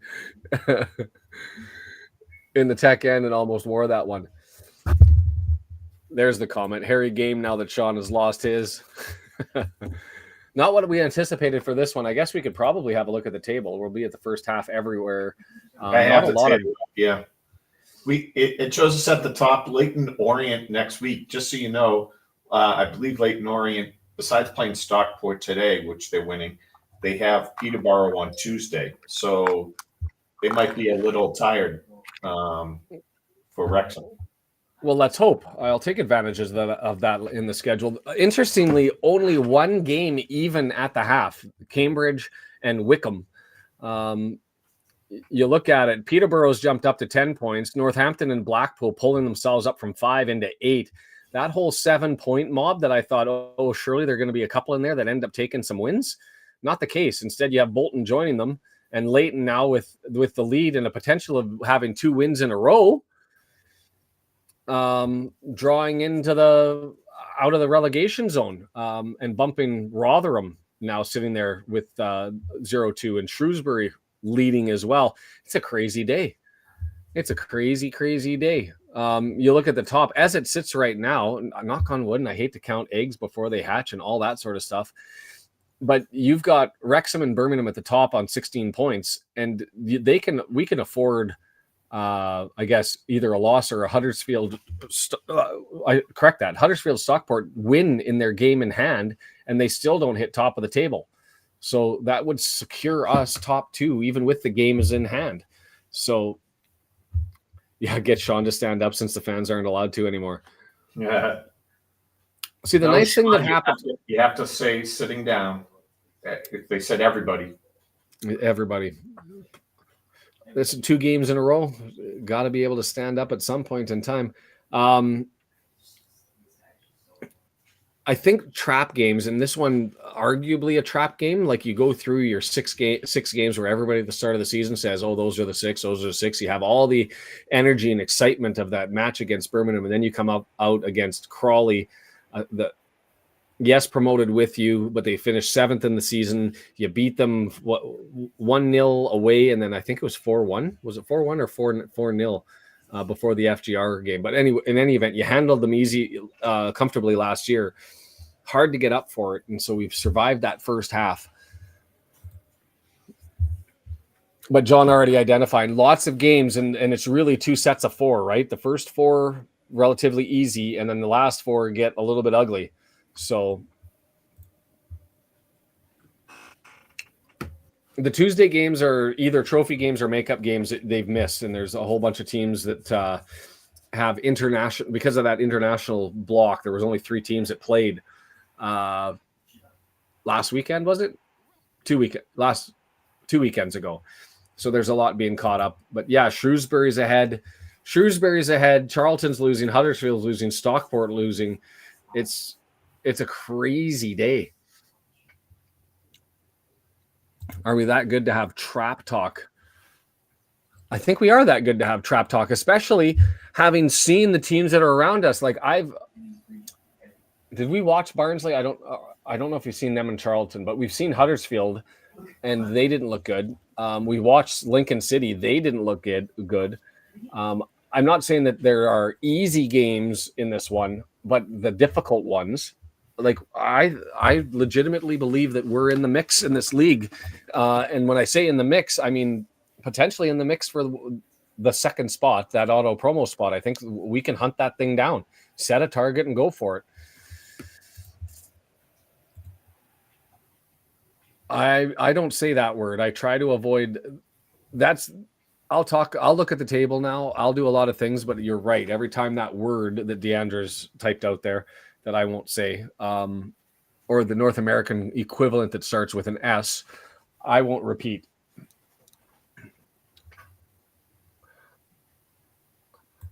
Out with the balaclavas and the hang-me-downs. I think that's in reference to the desire not to stand up. Why did that get retracted? Odd. Yeah, the Dobson mistake, that's true. We had EOC blow a tire and allow them come the other way. We had the Dobson giveaway that came the other way. Swan's had opportunities swimming through the middle of the pitch, and he's had a couple of 2-on-1s that wasn't able to do anything with, and he's missed a couple. So Crawley certainly had their opportunities, but you're at the half, you clean it up. Fair enough. Michael says if this was before Birmingham, it would have been a trap game. I think it's just you look at the schedule now for Wrexham, and we can go through it again. We've got this game against Crawley at home. Then we hit the road for 2 against Leyton Orient, who could be looking for their 3rd win in a row if their result holds. Then you've got a Tuesday match right after against Stevenage. Oh, no, that's on my kid's birthday. Brendan, that might be a U day. The first ever game against Stevenage. We'll have to figure that one out. I don't think my wife will let me miss his birthday or come on for a couple of hours. We'll see. And then Northampton after that one at home. And then we're back into the weeds again. We have Lincoln City, Rotherham, who we expect. At what point do we say Rotherham's not going to be in the mix? Huddersfield and Charlton. Like we saw the Rotherham Huddersfield match, and both teams looked horrible in that one.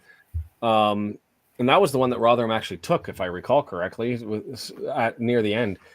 Their only win that they've had, but both teams didn't look good. No, I think I bet Huddersfield is better than that, though. I just got that suspicion. Yeah, that's a fair assessment. An off game, but at what point do we end up saying Rotherham's just not in it? I mean, they're in the relegation zone, and we're still talking to them about, or I am still talking about them being a solid squad here, and something scary that we come up to. I mean, anybody could put it together, right? And then there's always the transfer window that they can get a player or two. They can swap out a coach. All that's in play, right? And there's plenty of time for anyone to turn it on and come back. And if you look at Rotherham statistically and how they've been performing between the Championship and League One, is they go up and then they come immediately back down and then they go immediately back up, like year after year after year. They did like 6 years where they went up and down, up and down, up and down. And here maybe back-to-back downs all the way to League Two. That would be fascinating to watch. But a Rotherham-Doncaster battle would be fun to watch. Kim says, I think Bolton have playoff quality, but basement results. That's absolutely fair. And they're with their 3 points as they sit right now, they'd be moving up to 18th and join that Crewe in the middle of the pack with all sitting at 8, 7, 6 points. Like, it's fascinating because a loss in any day could bump you into the relegation zone the way it's looking. Like, Cambridge is so far way out of it. They're drawing right now. That would be their 2nd point. But you got Burton and Cambridge sort of eking things out at the bottom. And then it's just a mob from 22 all the way up to 9. Things could change so fast. Change on a dime. Got a poll. What he's calling for. Oh, I have to reload my chat. I missed. Yeah. At what point should they pull in subs, and should Mullen be pulled? All right, let's put that one up as a poll, and the players starting to come out, so we'll get underway here. So 65, 70. When should or when will? Let's do when should. Okay. 65. When should Mullen be subbed? I'm going to do before 60 minutes. We'll do 60 to 70 minutes. 70 or 75, right? We'll do 70 to 75. 70 to 75 minutes. And then we'll do after 75 minutes. Start that poll.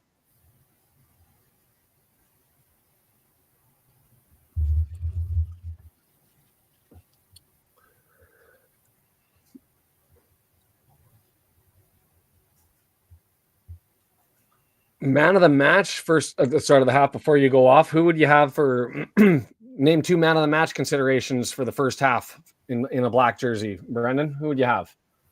I mean, Cleworth looked good. O'Connell with his corners, putting pressure on them. Barney looked good on that side. Dobson did have the giveaway, but other than that, he turned it back on. So yeah, for me, it's O'Connor that leads the way, but I'd consider Cleworth in there as well. So we're thinking the same names as we're standing at half and we're underway. Mullen grabs it and we're immediately looking to push the ball forward. No, he draws it back to Dobson and the switch is on, and it's back to Cleworth. Deandra says Barney. If there's a sub before 60 minutes, I'm crediting the shave. You're right. If anybody, I'm wondering if anybody votes for that one. Wallacott collects it. Right-footed, pushed long down the middle of the pitch, and EOC is going to let that roll harmlessly to Ogonkwo, who claps his hand and grabs the ball. Liat Lee's certainly in the consideration. So we'll see how this one breaks out as Ogonkwo just plays it short to Cleworth, who he's going to take the long looping shot, searching for Mullen. Mullen not able to get there. Cannon, is he able to win the battle? I don't know. We're looking at Parkey. I don't see anything. I'm still looking at Parkey, who's doing the he's playing EA Sports and trying to move the ball with his shoulders. Lee over to O'Connor. O'Connor 35 yards out, gets it over to McLean. McLean 18 yards out, dancing. Can he get a cross in? And it's going to go for a corner. Our first corner from the left-hand side. And so we'll see who's going to end up taking that one. It looks like Elliot Lee are running over the box. We'll see if Lee has the same memo to keep it close to Wallacott. Parkinson with some enthusiasm in the dressing room, I imagine. I think it might have to be close, W&G, right? Like, it's super tight.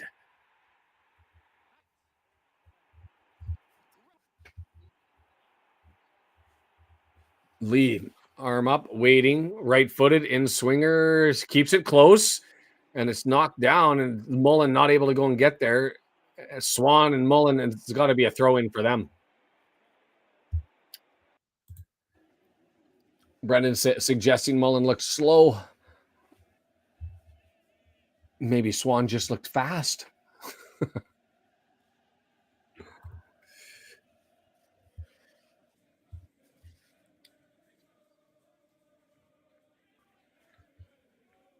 Throw in, long, up over top. Jay Williams is all over the place on the pitch.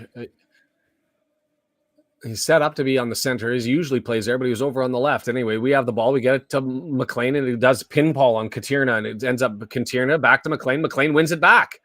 Cross into the area, headed up. It's there for Palmer. Wrestle with Flint. Could he not have got his left leg on that one, or his right? Sorry, his left leg. Like, that lined up perfectly what I would have thought for a volley, but instead he lets it hit the ground right here. Flicked up into the air. No, I didn't have the possession from that angle. He couldn't have swept that one over. So it goes over, and it's going to be an O'Connor cross, and Williams is down, the captain. A knee-knocking incident.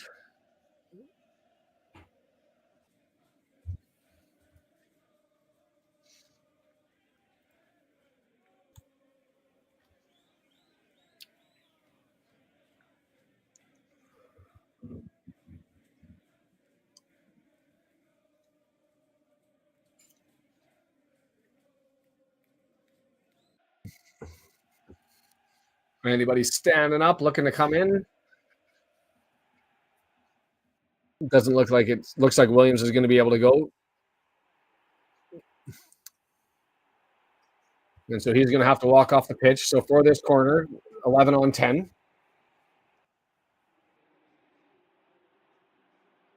This is where I'd be if you're going to potentially look to serve one out a little bit farther away from goal to see if you can find the foot. Now might be the opportunity to change it up with one less player on the pitch for them. And it's going to be a short corner. He's lined up for a short corner. O'Connor saying, blow the whistle, blow the whistle, blow the whistle.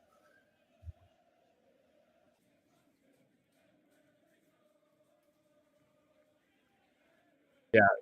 It waited too long, and it ended up Katerina comes all the way out. It's still close, and it's headed up into the air. Swan headed up. Lee. Now it's Cannon, 18-yard box. Gets it over to O'Connor, still up there. He's going to serve it back in. Lee couldn't chest it down to his feet, and it goes a little bit too far. Dobson gets it up there and heads it to Mullen. Well done by Dobson to run over there as he goes screaming in again. The interceptions and everything. Dobson saying, what did I do? That's a flop meter attempt to be able to try and eke themselves a yellow. That would make it 1-1, no? W&G? Yeah. Mansfield drawing equal with Shrewsbury.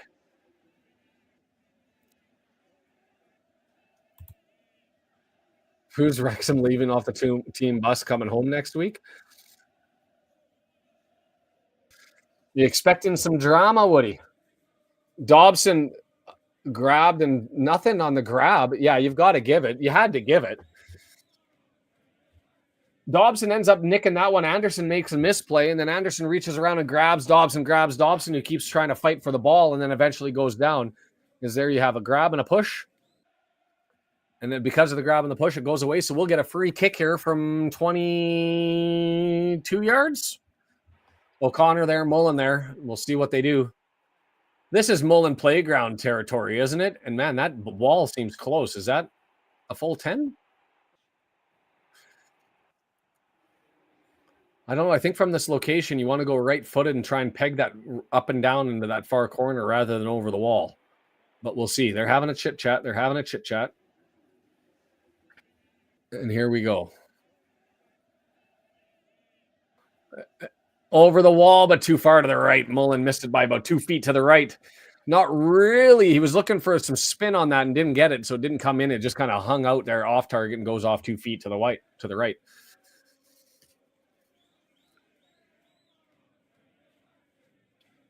Yeah, I just didn't get the right spin on the ball. Reminder while we're in a lull here, like buttons down below if you haven't had a chance, and the poll is up. Interestingly, that 30% thought Parkey would make a sub before 60 minutes. I don't think he has done that outside of injuries in eons.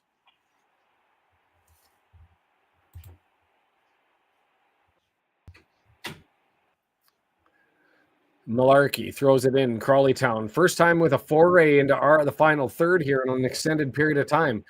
Over to the left-hand side. Lift up over and a wasted opportunity here. Brendan, I might have to draw you in here for 2 to 5 minutes.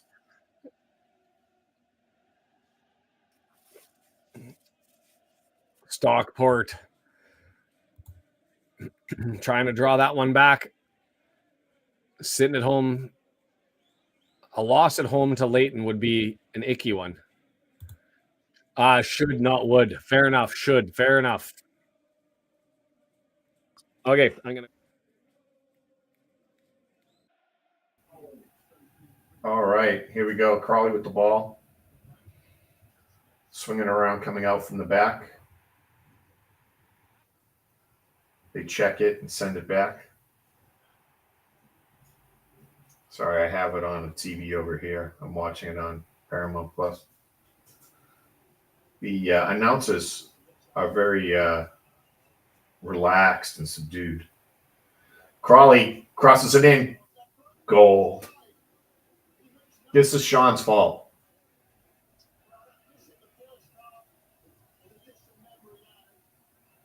This is Sean's fault.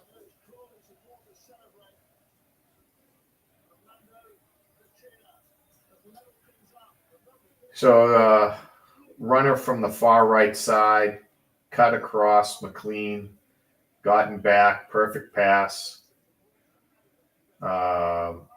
Same guy that should have scored earlier, I believe. Absolutely did not miss this one, kept it on the carpet. I mean, too much room. Dobson should have closed. He didn't. Yeah. The ball was crossed. He was right in dead center middle of the net. He had everywhere to go with it, right or left. Easy cross back. Just not enough pressure on the ball. Made the pass too perfect. Yeah, actually, it's a pretty good gather and touch. One touch by Crawley there. McLean's off talking to him about something. I don't know what it is that McLean's complaining about. I don't know if he was offsides or.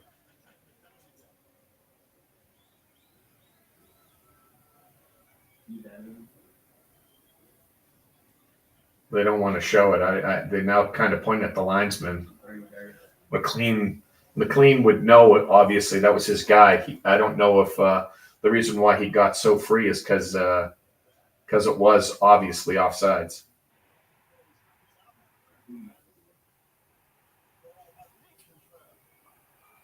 1-1 now. Wrexham bring it back in. Clearwith's knocking it ahead.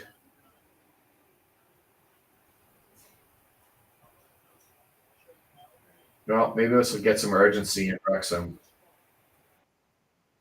No, that was definitely your bad, Sean. I don't know what you were thinking there.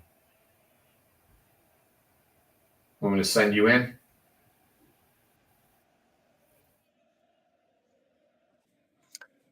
Well, not going to do that one again.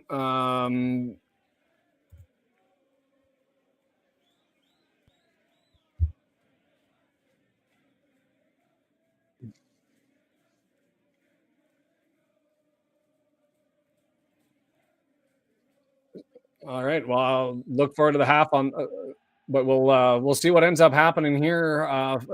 At least in response, it seems to have that urgency you were speaking of.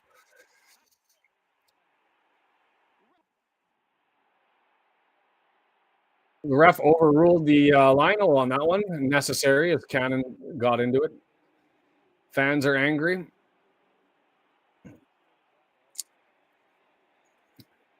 Lee with it. Dobson, lots of space. He's going to have a crack. No, draws it into Palmer. Come on. Missed.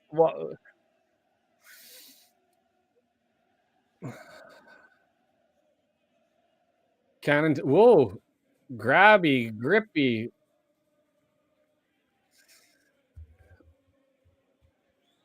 Feisty on the pitch. Feisty off the pitch.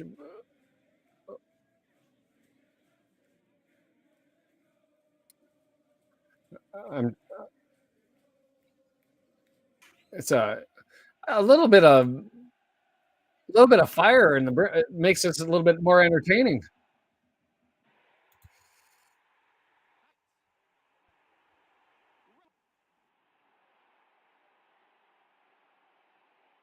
All right, so we're gonna have the throw in after all of that drama, and the ball's just sat on the edge of the area for the longest time, and now we're back underway as Dobson has it. He's gonna swing it back. John, yeah, Brendan's in my ear saying the exact same thing, John. All he needs to substitute that he was too slow on that last play, and here it comes on the long play over to Ollie. He's not able to get that one, but we'll collect it. O'Connor grabs it, gets it to Cleworth, right-hand side. He's got Cannon up ahead. He tries to find him, but it's too far. Needed to go to the right, went to the left of him. I think he was looking for Mullen, but it kind of split the middle between Cannon and Mullen, and it's easily collected by Wallacott. Northampton going up 3-0. WG asked the question for me, what's happening? And Brendan, great minds think alike. Swan, he's grabbed by EOC and danced around, but he goes down on a dive and a fall. Dobson draws it back to O'Connell. Massive, John. That open goal miss is massive now. Lee with it, moves it forward. Palmer loses it. Lee tries to get it. Free kick going the other way, or going our way.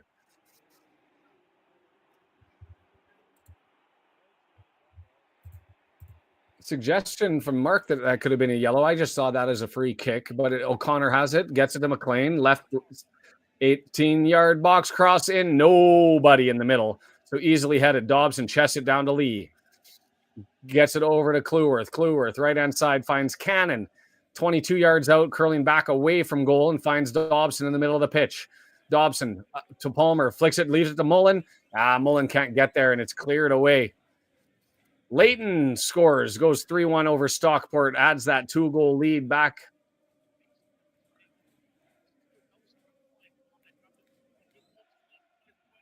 Mullen, nice little flick over top to Barney. Barney, 18-yard. He's only got Palmer there. Cross, and there's too far ahead of Palmer. Misses McLean. It's going to go out, and it'll be an easy throw-in for Crawley Town on the left-hand side. Pace. A potential issue with Mr. Palmer. I didn't see enough of the build-up on that replay to see how that...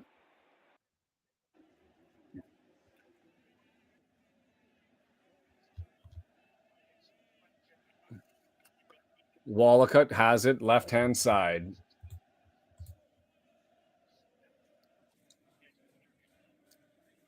Flint up to Anderson. Anderson back to Flint. The press is on more here. And we've turned it over. Lee gets it to Mullen, 18-yard box, drops it for Lee. It's behind him a little bit, and Lee has to turn around and save it. He gets it to Cannon. Cannon, he dances, and here they come 3-on-3. The other 4-on-3. We're outnumbered. Cannon's on his horse, getting back. Now we got numbers pulling in. Lee pulls back. It's laid off, and it's a long shot, and it's blocked by EOC, but 18-yard box. Flint, handball, nothing given. Handball. Has to be a handball, not given. That seemed obvious to me, bouncing off of Kelly's right hand. Still with Crawley then, 30 yards out, and it's going to be swept over, and they're going to settle down as we've fallen back into defensive shape. Flicked up over, he's way offside. Sarcastic cheer goes out from the previous goal that they missed. Redding draws one in. Palmer losing the ball, but winning the sub, hopefully. We do have subs, but they're not ours. Crawley making changes as Swan. That makes sense coming off. I'd be Hepburn Murphy, who gets lots of minutes for them, being drawn in here for Swan.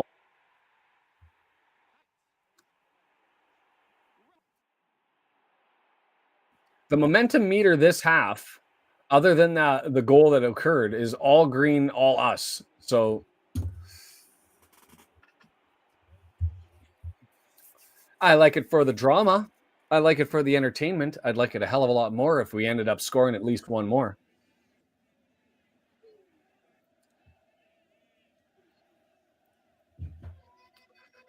We're back underway.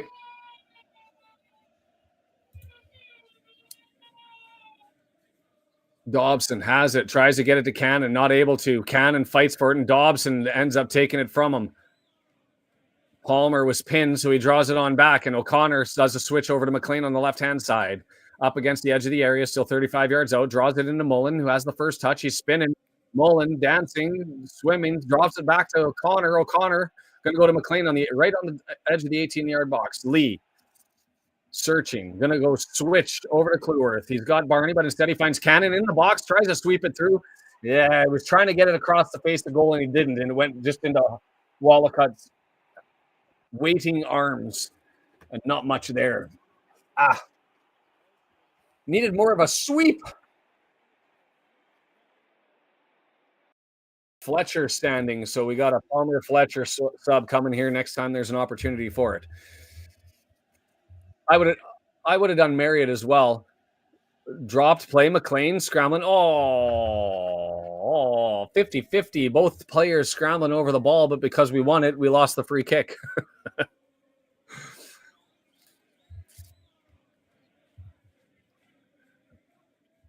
Fletcher on, Palmer off.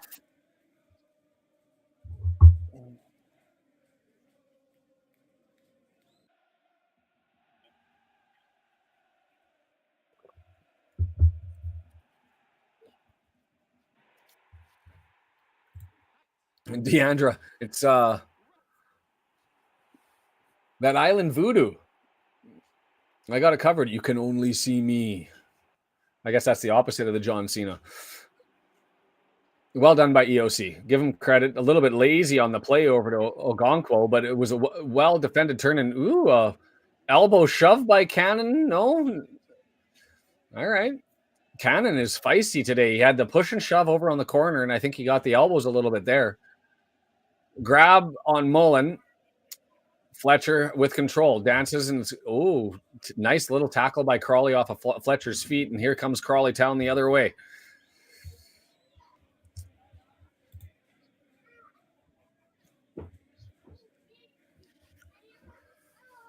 Malarkey, right side.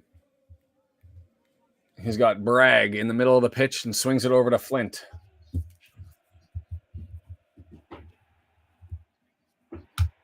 Bragg with it. Sweep is on over to Malarkey. Malarkey searching from the midfield stripe. See what he can find. Stick two in. I'll take one. Two would be better. Ibrahim still on the bench, number 23.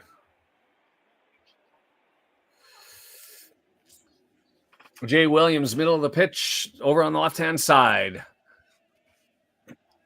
Drawn back to Bragg. Bragg with lots of touches in the middle, and he dives through the center of the pitch before swinging it over to Malarkey. Here they are 35 yards out, along, nobody going forward. And so that's just going to go to Barnett, and he's going to easily collect that deep in the Wrexham zone. Long driving kick. I would have liked to have seen him play that because that's just an easy giveaway from Barney. I would have liked to see a little bit build up. He had nobody pressuring him, but here comes Crawley. Kelly laid off. Darcy, middle of the pitch, right footer, 6 feet yard, but it took a deflection off Dobson, so it'll be a corner on the right-hand side. We can get greedy, but it's always got to start with one. 66 minutes coming up right now.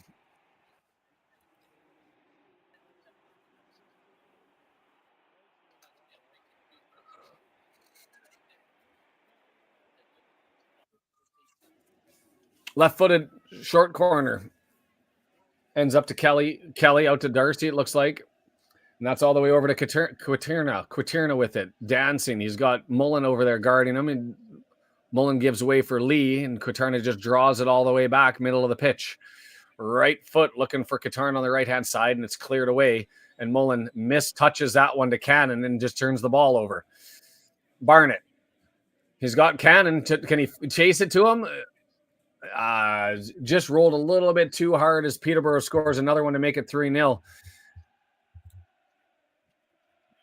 That's crazy, Deandra. I don't know what's going on. This is Malarkey. Brendan going with the John repeat on the 2-1. My score prediction's gone because I had 2-0.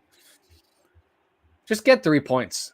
That's all we need. Just get 3 points. Find a goal here late, and it's going to be Flint on the left-hand side. 18-yard box. Looking, he's got Barnett on him. Draws it back. Edge of the area. Darcy with it. Takes a shot. Ooh, misses by about 2 feet, but not by much. EOC sitting there shaking his head on the ground. Yikes. I don't think that had enough pace to beat Ogonko. He didn't really move on it. Kind of confident that it was going to go wide.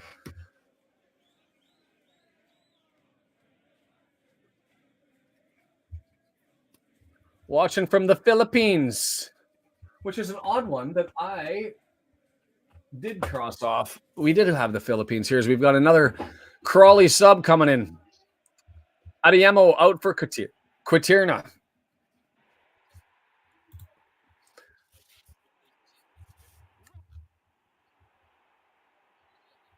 Adeyemo.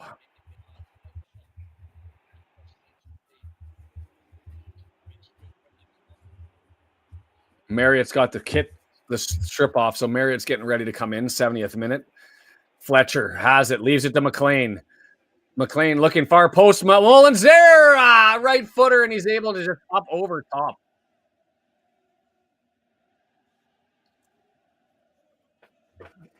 Thumbs up, not able to get the touch that he wanted on it. Right foot in the air, couldn't draw it back.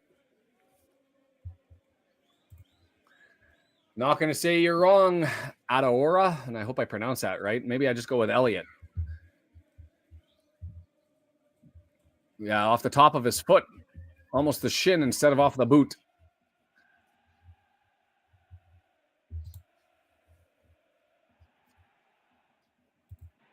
Yeah, the crowd is quiet, right? Mullen is done. Get him off. I'm with you, but you've got Marriott standing on the side of the pitch ready. You still got the penny on, but everything else has been stripped off.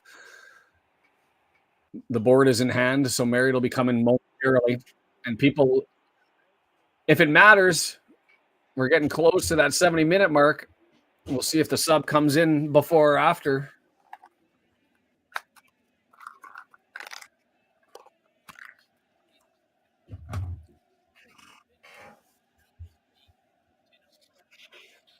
Ogonkwo, right footer.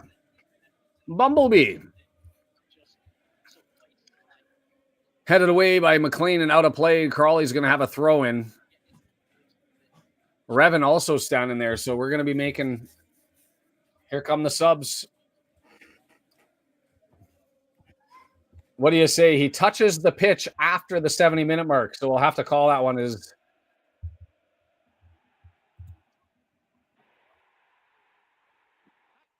Oh, it's got to be McLean, I think, that comes off. No? 7 for 23. That's McLean on the left-hand side. Revenin, or do I defer to Reven? And Marriott.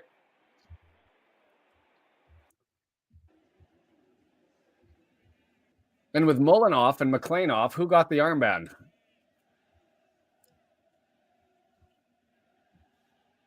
Fletcher, EOC? Who do you think? Yeah, O'Connell. We'll keep a look on their arms.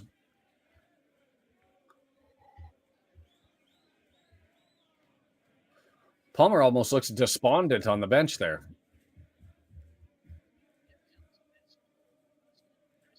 Revan, nice little ball to Fletcher. Dobson with it.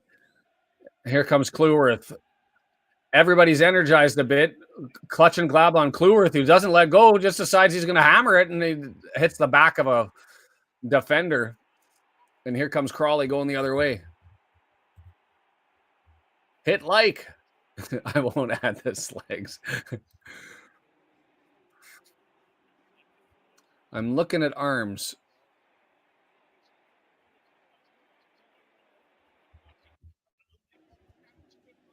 Darcy, left-hand side, 18-yard box, into the 18-yard area. He's got drawn in, left footer. Ogok wants to make that was a sharp save. Dangerous as it took a deflection.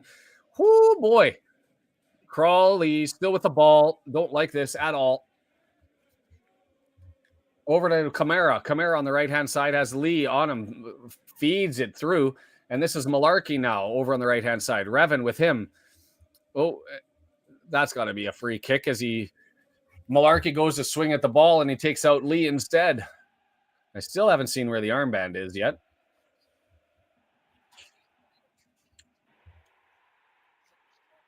John thinks it's on Dobson or EOC, and I looked at their arms and it's a camouflaged armband. Advance forward.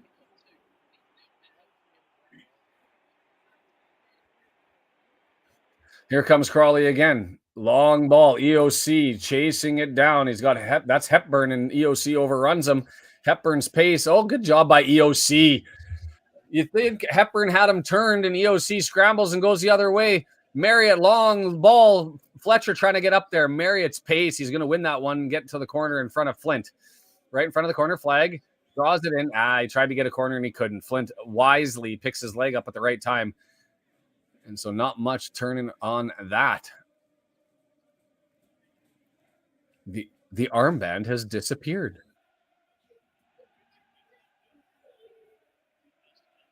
(73 minutes and 22 seconds).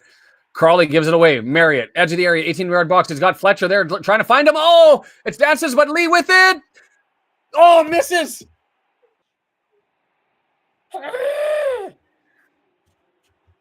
Lee misses the net to the left.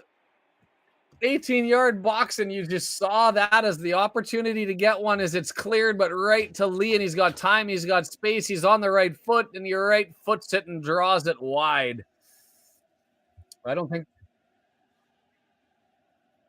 Yeah.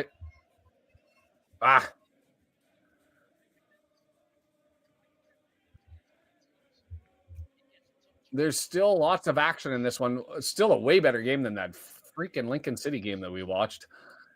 Opportunities still everywhere, but that was a chance. Oh man, that was a chance.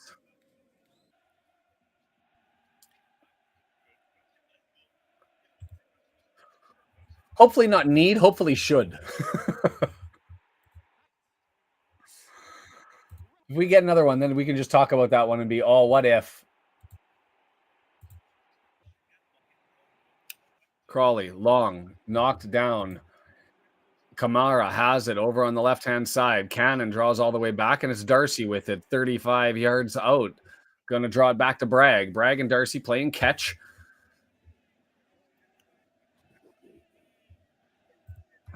I don't know if it's such that you could call it a sitter, but it's definitely a freaking opportunity. That's for damn sure.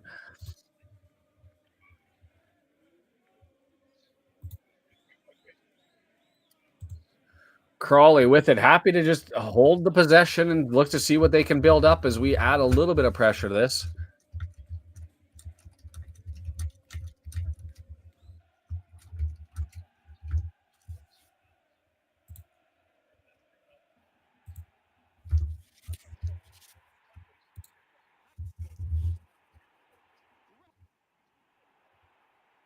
Indiana, are you talking 23 for them? For Crawley? He's still, that's Ibrahim that I think you asked about earlier, still on the bench. Cannon with it. Because 23 for us is on the pitch and Reven. Cleworth with it. Draws it in. Dobson, I had a tackle to do it. Are we able to save possession? No, Marriott's not able to get it. And Crawley with it. That's Darcy again over on the left-hand side, who's kind of been everywhere in the second half. Don't remember calling his name at all in the first, but he's had himself certainly a second half. 76 minutes and 15 seconds coming up now as we've got 14 plus added time to see if we can eke this one out. Mistouched. Hepburn Murphy knocks that one out, and we've got the throw in, and Ogonko has it. Up to O'Connor. The fans starting to pull this in. Bad pass. Reven gives it up. Hepburn Murphy, 18-yard box, and I don't know what that was. He just mistouched that, and Cleworth thumps it down the pitch, but they're going to grab possession again. We're not sharp. Adiemo with it over down the right-hand side. Hepburn, and where's the defense? Come on out, O'Connor. We're starting to look down the pitch so much that we're forgetting to take care of things in our own half here. Bragg draws it in. Hepburn back to Darcy, who's over on the other side of the pitch. Darcy draws it back.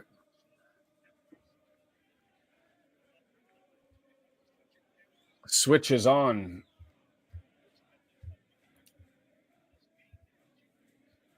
McKenna all the way out, gets it over to Hepburn Murphy on the right-hand side. Reven, nice little tackle. All this off of a bad back pass from Reven. And we're able to get it, and he's got it up to Cannon. Cannon got Barnett to the right, and he's got Marriott ahead of him. Cannon just running with it. Lots of pitch. Finds Marriott, edge of the area, 18-yard box. One man on, pulls it back to Barnett. Barnett sets it down. There's the cross. Looking for Fletcher. Header cleared out. Flint probably could have let that one down to his feet and played it out for a clearance, but instead he just punches it out. We'll get a free corner out of this one as Bristol looks to draw it one back in. Plenty of time for two more, says Barry Us. Looks like the odds are that they think that there's one more likely in this one. I don't know enough about Bradley Ibrahim to be able to tell you one way or another. Is that the new guy that they just brought in from Arsenal and the German Bundesliga? Dobson, far post. He's open, free, scores! Cleworth. Woo! Fletcher, I'm hoping he grabbed that one late. It was almost like that Mullen goal that got turned around the last time for being offside for the late touch, because I don't think there was a second defender there, but I think it crossed the line before Fletcher wisely lets it cross the line before he heads it in. Max Cleworth on the far post search, and we're up 2-1. Thank God. I'm not religious, but thank God. Max Cleworth, have yourself a game, sir. Is there anybody else that I'm hoping Fletcher didn't post that off the line, because if he did, well, there's no VAR, but it would have been offside.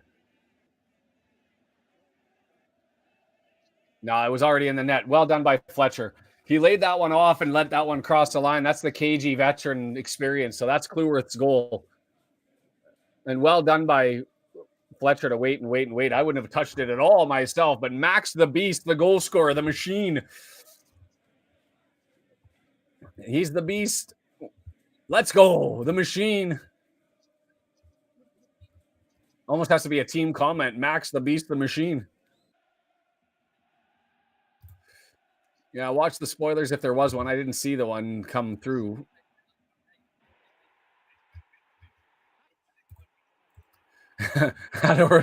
Said voted for one. Think there's two. Sean Canary with the get in. 10 minutes now to hold on or get more. Final sub for Crawley coming in here. And George Evans On for Cannon. A little bit of defensive help here. Dobson and Evans. And this is what I like about the end of the game with Evans. It changes the dynamic with him healthy because now you've got Dobson in his tackles. You've got Evans in his control. It's a beautiful, beautiful thing as Darcy comes in. So we're not going to see Bradley Ibrahim. As instead they go with Shawunmi.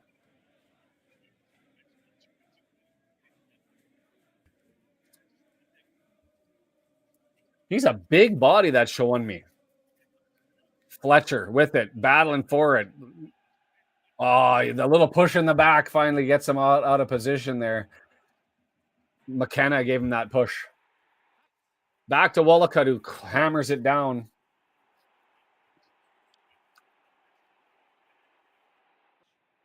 So interesting. Dobson. Uh-oh. High boot, and they're just going to call a free kick. Kelly stands up.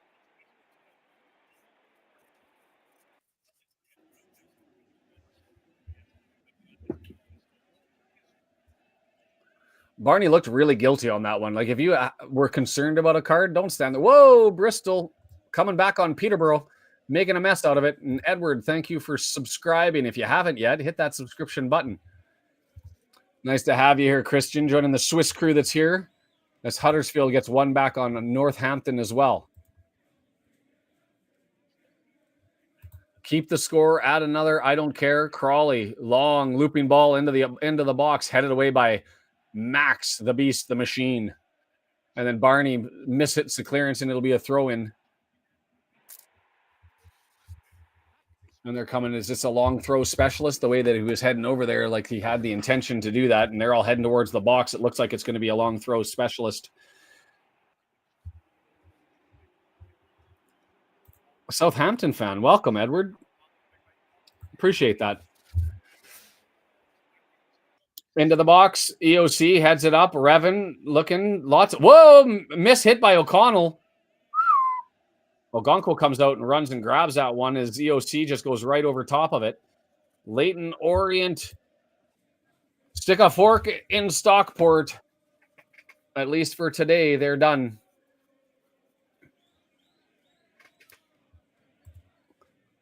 Your max of the match? What do you mean, David? I don't understand. I think it has to be max. I mean, geez. Had the assist drawing it back for Lee on the first goal and then had that one on the second. He's been there defensively. He's been, and in way more confidence coming forward as well. As that one gets thumped out, and we're going to get a throw in from the edge of the 18-yard area as Malarkey just pushes that one out of play. 83 minutes and 15 seconds up here as we still watch the clock. It's James Machine McLean. Ooh. Fletcher looking for a call. Going to go for a corner, but no luck on that one. DeAndre, you know what that means? I'm hoping there's lots of internet issues in Aruba.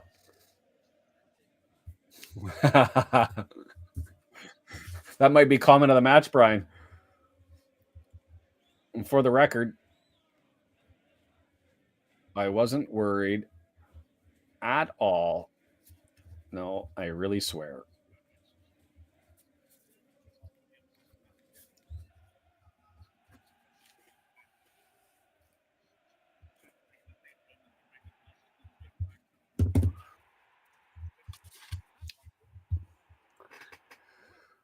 Go clock, go. Ogonquo with it, taking his time.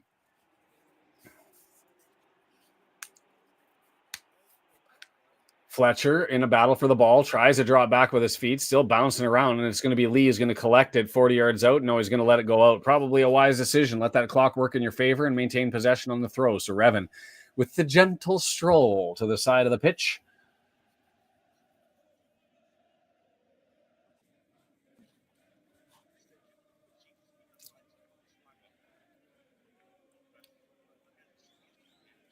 Revan beats two men, draws it back. Marriott, he tried to pull it back to Lee, and he didn't get back far enough, and so Crawley with it.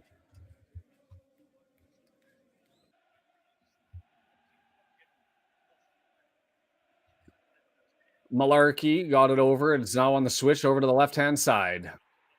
Flint advances it forward.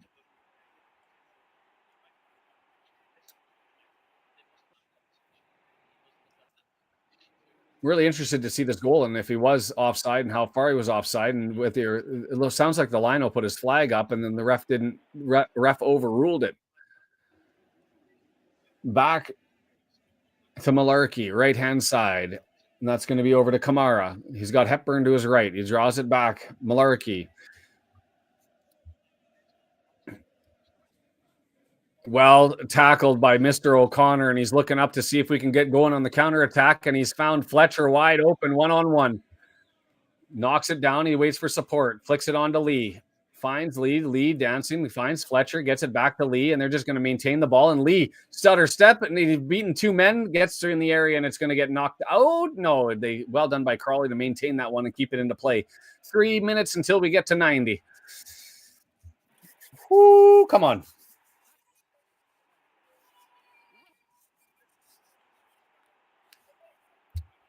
Cleworth with it. Nice little nick and grabs it to Ogonko. He's just going to launch it out, and we're going to take a throw in.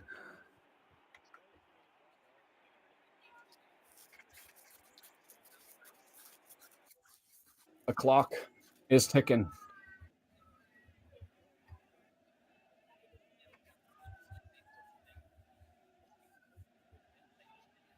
Ball's thrown in. I'm busy looking at the crowds.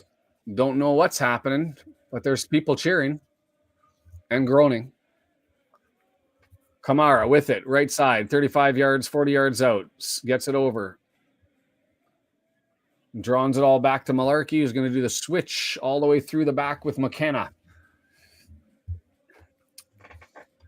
McKenna there, right footer, draws it forward. Oh, I thought he was going to lose it, and he does lose it. Bad first touch, tried to save it, couldn't change it, and Dobson just thumps it down the pitch, and it's Lee and Malarkey in a battle, both equally grabbing jerseys, grabbing the kit, and it goes back to Wallacut, who just thumps it down the pitch. Revan there, headed straight up in the air. Hits the ground. O'Connor there, well framed, and he's just going to head it out. Manhandled that guy. TOC just stood his ground with his arms up and wouldn't let him get close enough to the ball to make a header.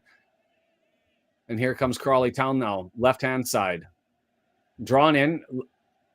Cleworth wanted to try and leave that to run all the way out, but didn't have enough steam, so he had to play it, and it's going to be a throw-in. And it's run and scooped up by Josh Flint. Flint looking for a long throw.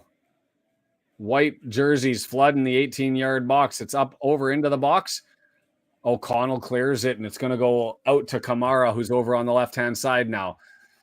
Minute and a half until we find out how much added time. What's the vote? 4 minutes? McKenna. Kamara.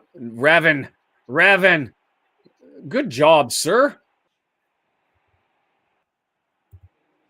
Wickham up 2-1. Mansfield able to end up going 2-1 up over Shrewsbury. But Burton pulling back Barnsley. That helps. That helps a lot. 12,732 in attendance. And Crawley with possession and lots of space. Revan running over there, and he's able to block that cross from coming in, and it's going to be a corner with a minute left here. And you're welcome, Bryn. Minute left. We got a 3-minute bet. We got another 3-minute bet. Well, I said 4. So we'll see how much time is. It's going to be a right-footed outswinger from Mr. Kelly, the American, the Czech-born American. Headed towards the net. Whoa. Ogonko comes out and collects that.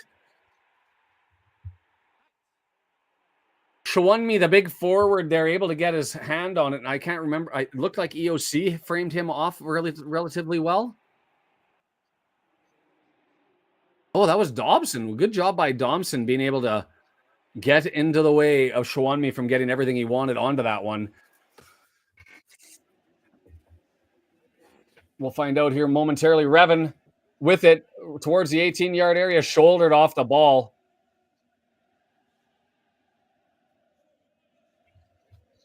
Woo, 6. 6 minutes. Where did that come from?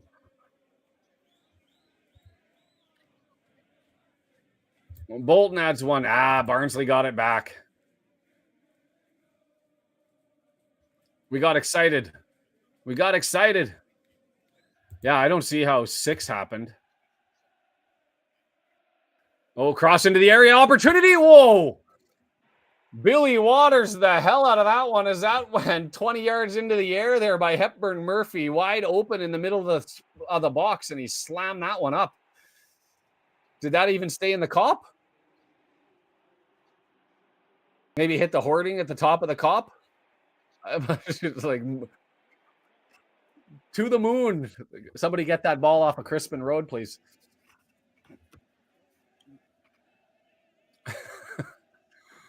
Ogonkwo. Slow run up. Boom. Down the middle of the pitch. Headed forward. Oh, through the legs of Lee. Had it chested, but he's able to collect it anyway. O'Connor. Left footer up to Marriott. They're saying offside.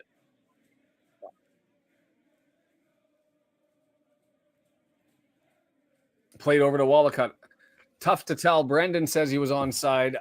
Tough to tell from the camera angle as to where he was. It was closer than I think it looked with its pace and the curl around.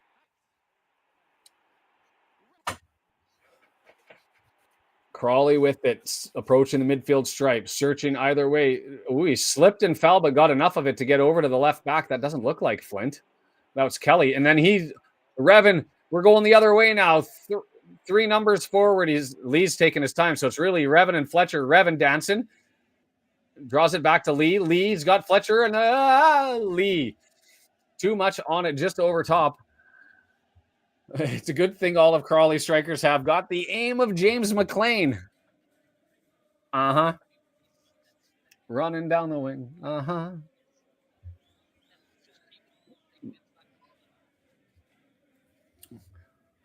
The black kit look like they're soaking up the water. They look like they're absolutely drenched. I don't think it's raining there. Dobson with a nice little tackle there. Parkey gives him a round of applause. I don't know why 6 minutes. Mark and Mia not really certain either on the broadcast.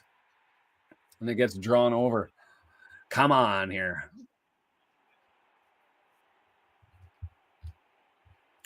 Malarkey towards the midfield stripe. Draws it back. Bragg moves it over to the left-hand side.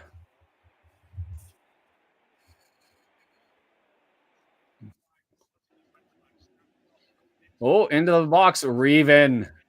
Headed away. It's going to go for a corner. 3 minutes left. Going to be right side. Not sure how that wasn't offside. Broadcasters agreeing with that one as Revan was on the wrong side or the right side, I guess, because he got his head on the ball. It must be raining because the ponchos are out in the crowd. It's dangerous down low. Whew. And then it gets tapped behind. It's going to go for a corner on the other side.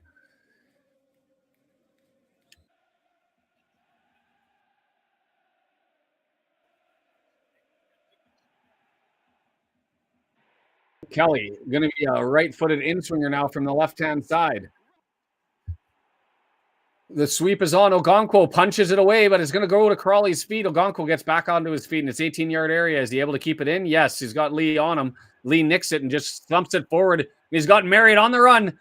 Pace, moving forward. One man to beat, plus the keepers. Stopped. Punched out for a corner, and we'll take our time. Full time, Birmingham. 2-0 over Rotherham. Squeaky bum time indeed, Mr. Wood. I think there is lightning nearby. The rain, I was just saying no rain, and it was the jerseys, but it looks like it's pouring down now. The ponchos are out. And there might have been a strike because that's why they were talking about not wanting to have an umbrella out there.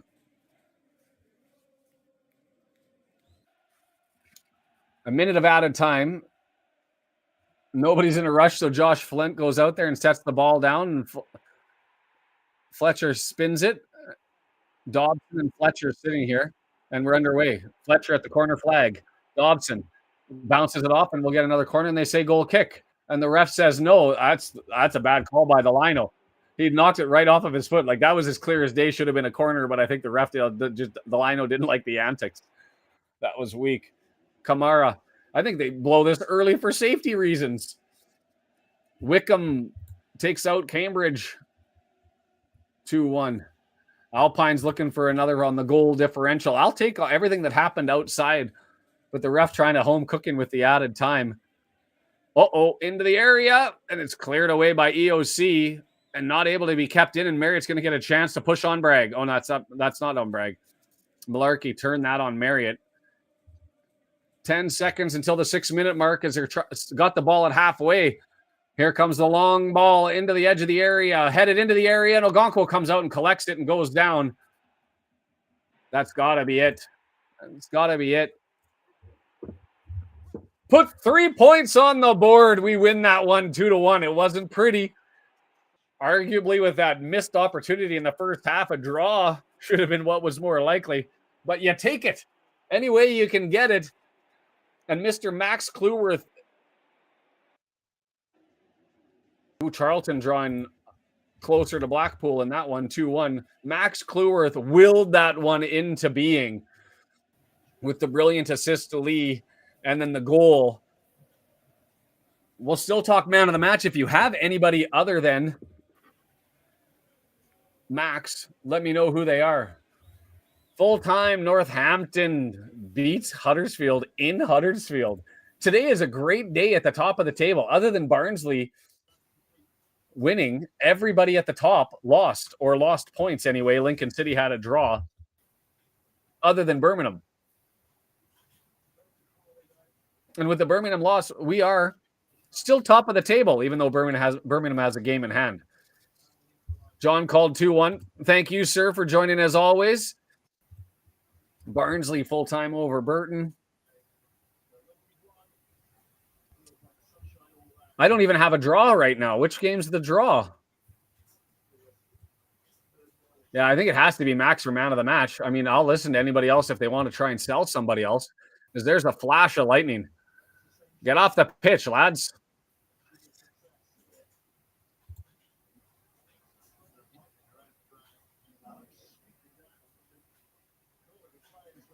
Barnsley 1-2-1.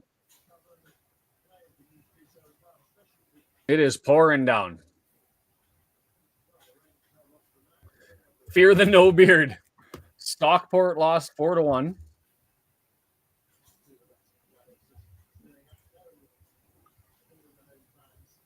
I have Barnsley with being in third. Does nobody else have that? Do they have two losses? In third, yeah. 13. Yeah, they lost to Stevenage. They drew to Northampton. And they lost to Mansfield Town. So that's good for them for third. No more, sorry, Mrs. Sean, no more beard for the rest of the season. Comment of the match. I almost want to acclaim the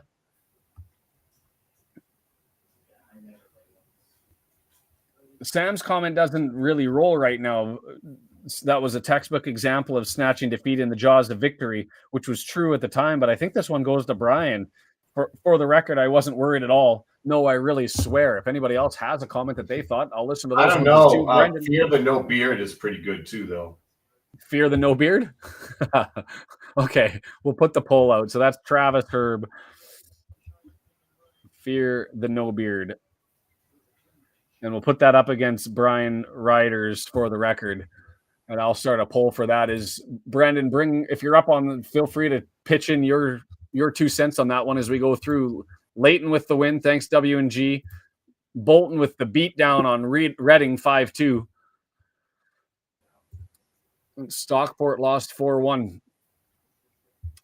Yeah, I mean, so these are the games you have to win, and I think overall they looked better than us today. They had far more chances, far better chances. It's just they got the Billy Waters. I mean, none of them know what the goal looks like. They hit every spot but the goal. And I thought TOC's corners are looking just so good consistently. And I love today that he was putting them on net, really making that keeper stay at home and challenge him. That really opened up the that first goal by Lee from Max. So yeah, I don't think Mullen looked particularly good, and I No. think that he multiple times he got service, and I mean, maybe you don't score any of those times that the ball was sent to you, but you got to put it on net, and he's not doing that. So, Brennan, they're saying you need to go clean shaven as well now. I will do that for tomorrow. We are here for the women's match tomorrow. Deandra is going to join us. I've got to send Deandra the link. And so I'll go ahead and do that. And I'm trying to remember, Deandra, how did you send that to me before? Was it via, I've got WhatsApp, but I think you sent it to me on Twitter. So I'll find that and send that to you here momentarily if you're still with us and have an opportunity to join. If not, we can figure that out. We can go through the FOTMob stats, I suppose. Yeah, I have them up. You have them up. Let me do that here as I go through and multitask. Who says I can't multitask? So let's go back to the FOTMob stats so that I can follow along. Expected goals, they were ahead of us almost at 2, where we had just 1, but we were able to outscore them. The shots, they had 18 shots to our 15. They were on target more with 7 to our 3. They had 2 big chances and missed one of them. We had 1 big chance, but none of them missed. That miss by Quaterna at the 45-minute mark in the first half, that's the difference. And even look at the expected goals without that 0.93 XG on the miss. The game's very different here. Trying to look at whether he was offside. I don't think he was.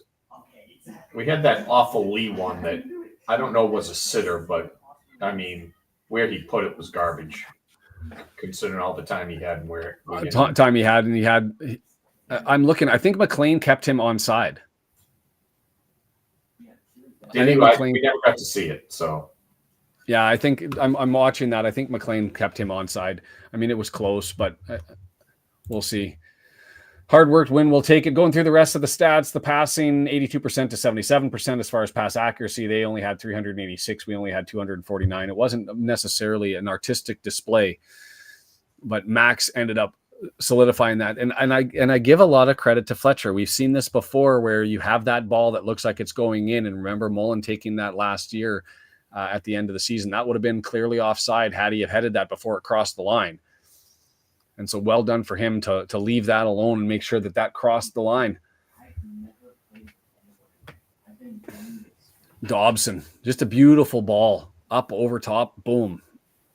Place it into the back of the net and some gorgeous stuff there. As far as the defensive stats, and remember the first half, it was kind of mostly us with the defensive stuff, but here we won more tackles. They had more interceptions, 12-5, actually. I think that's surprising. That they had as many interceptions as they had, because I thought we did a good job in that area. And then the keeper saves. And this is the stat that maybe tells the story as well. 6-1. Wallacott did not have himself an outstanding game. I don't know. I mean, his FOTMob numbers are at 5.5. I think he's the lowest on the entire pitch for any of the starters. He is. And they've got Crewe with a star, and he's the only one in blue at 8.6.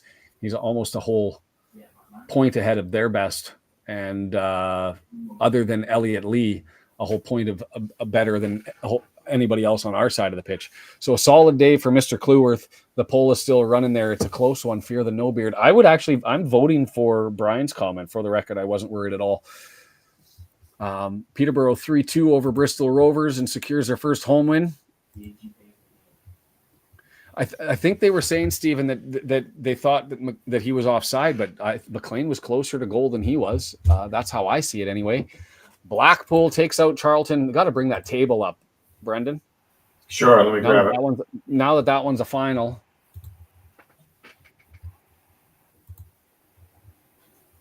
It's a glorious, glorious day as everybody around us, other than Birmingham, ended up taking a and Barnsley taking a loss, but Barnsley already had 2 losses.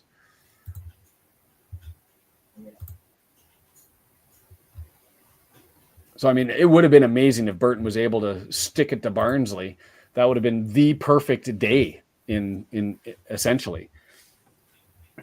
No, but Birmingham losing would have been nice. But yeah, I've already put Birmingham as the champions and marked them in and penciled them in. I'm not going to get a tattoo or anything silly. Yeah, I guess you're right. If they just thump everybody, thump everybody, take 3 points off of everybody. I don't care. Run the record. I don't care. I'm happy to go up in second with them and take an auto spot if we have to. I think that was the situation. I think it was overruled based on the commentary. I didn't see the flags. Obviously, I just run to the bog, so I missed out on the goal. And so I'm allowed to shave. I'm not allowed to go to the bog. I will have to sit here in pain, and that's just what it'll be. It feels like Max has at least 6 goals, but maybe I think it is 3. But still, as far as goal scoring center backs, he's got to be leading the league because it was the league lead going into this one was 4. I mean, subject to what Alfie May did today, I don't know who scored for Birmingham. Yeah, well, that was also an assist too. So goals and assists, that's another thing they follow. Yeah, Awada and Stansfield scoring for Birmingham today. That Awada signing looking to be a coup for them from Celtic, and maybe the best signing. At least rivaling Stansfield so far. Steven says we're winning the league. We're going to go undefeated the rest of the season. Okay. Yeah. I mean, no. If it happens, though, I will gladly bow down to you, sir, for being the prognosticator of all prognosticators. Yeah, it's man of the match is Max. It has to be Max. Involved in both goals, was solid defensively. You go into a match and you expect anyone on the back line to be able to pitch in offensively, whether it be an assist or a goal, and you're there. He was involved in all of it.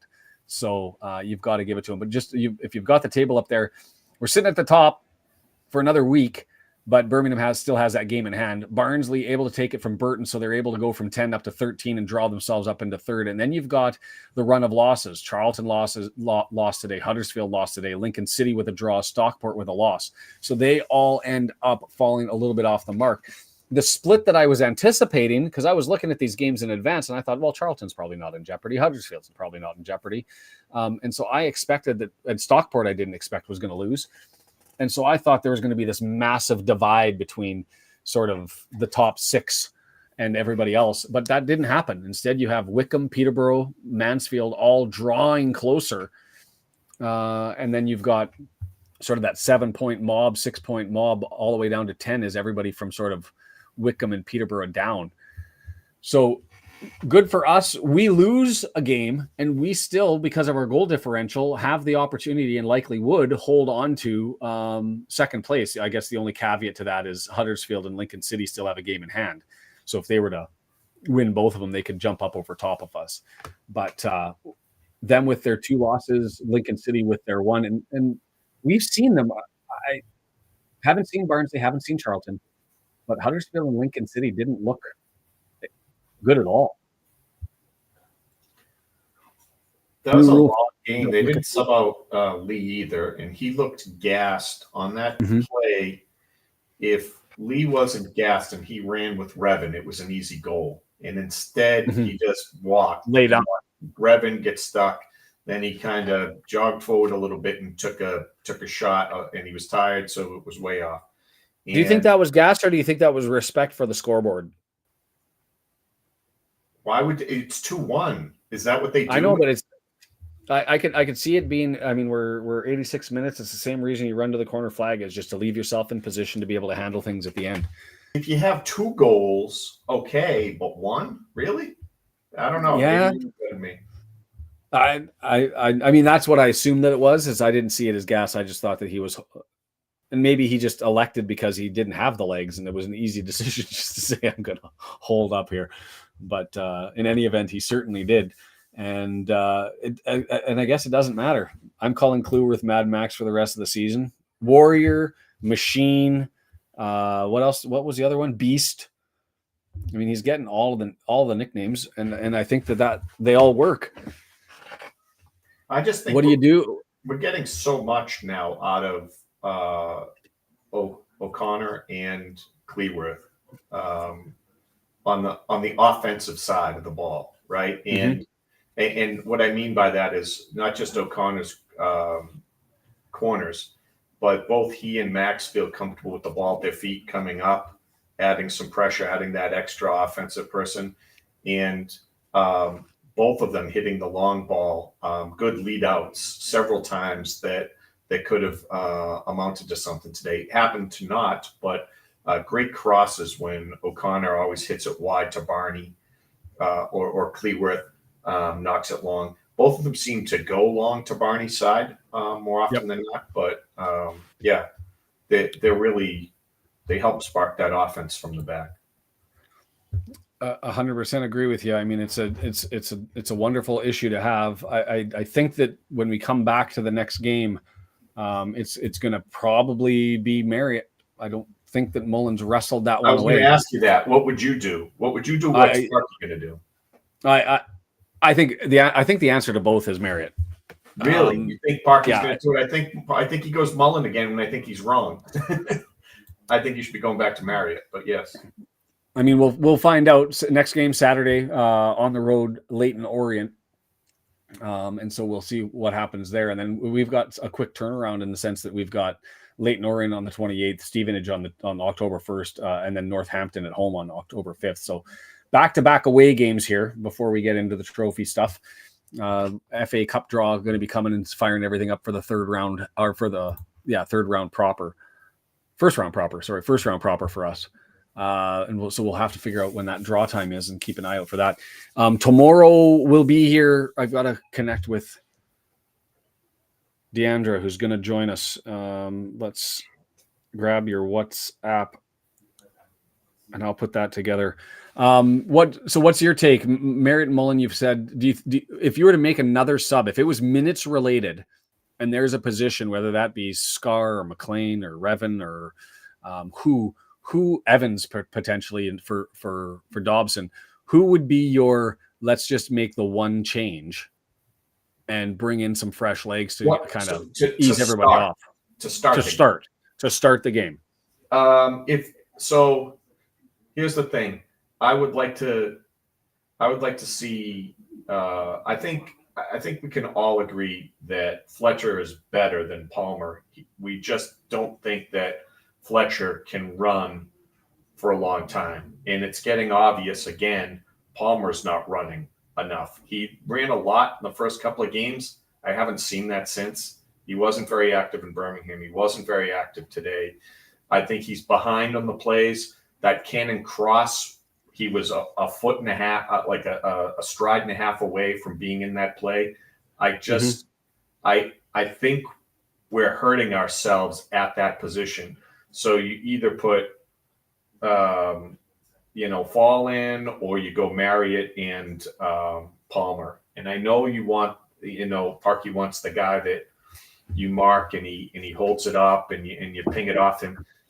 Yeah, Fall doesn't look like that kind of guy. I would at least rather see Fletcher now and give Palmer a week off, and maybe that kind of kicks him in the ass to go, no, you have to be running more.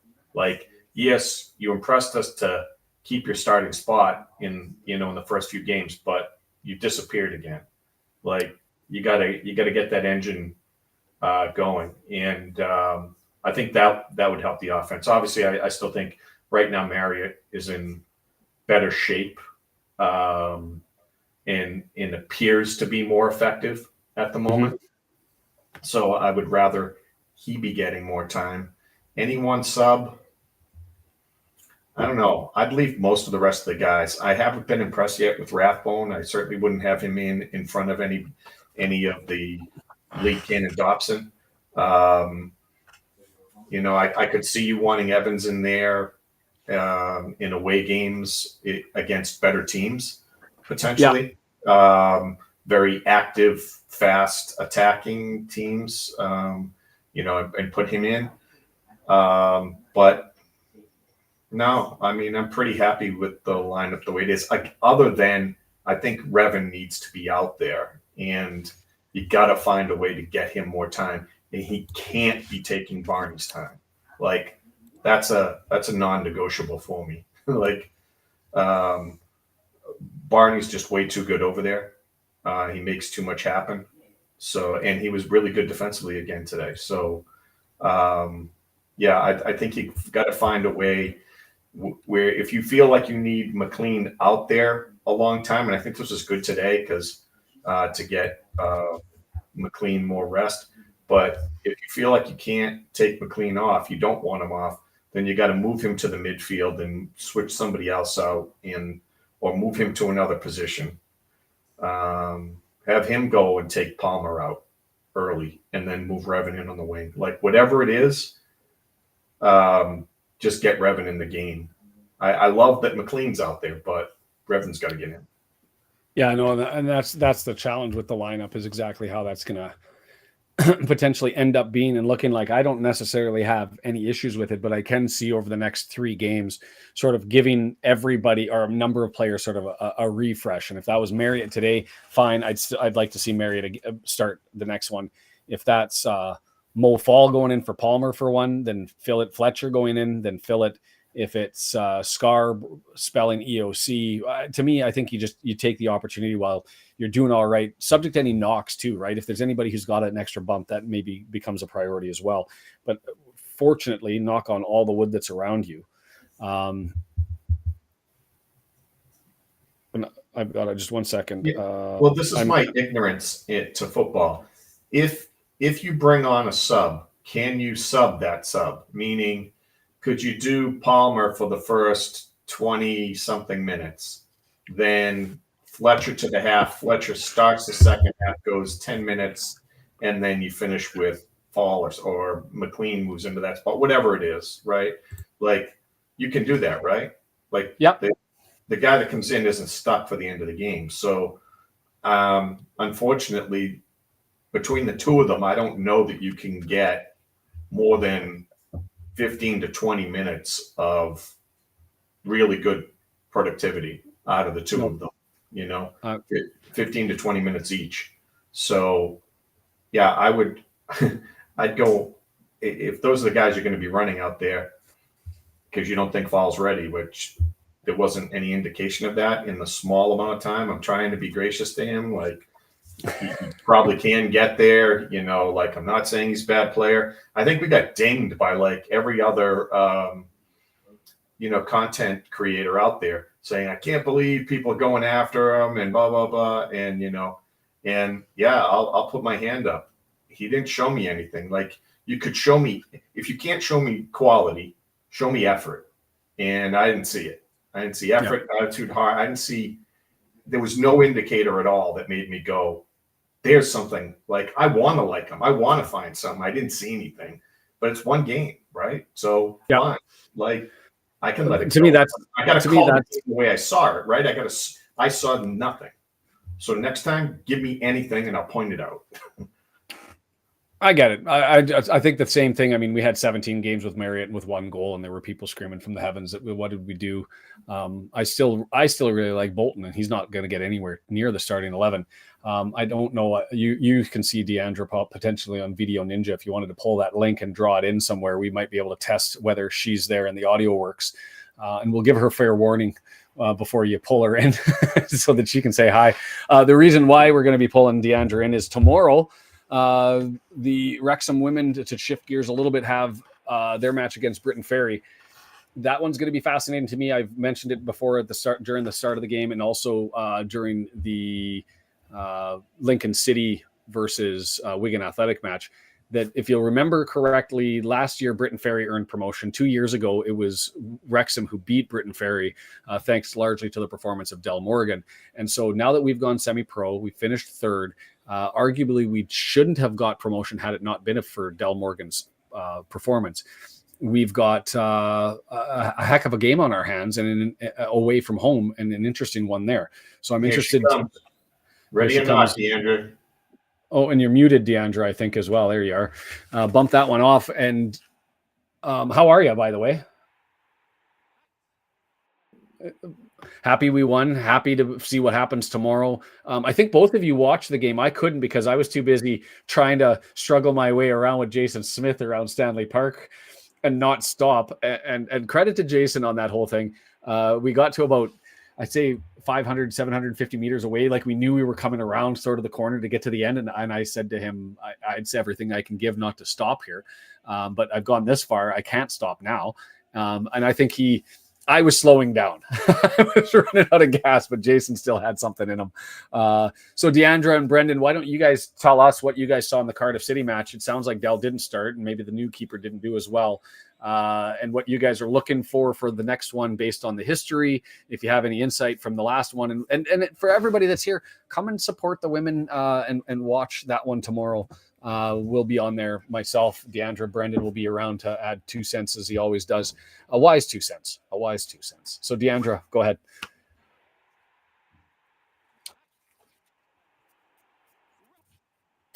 Thank you.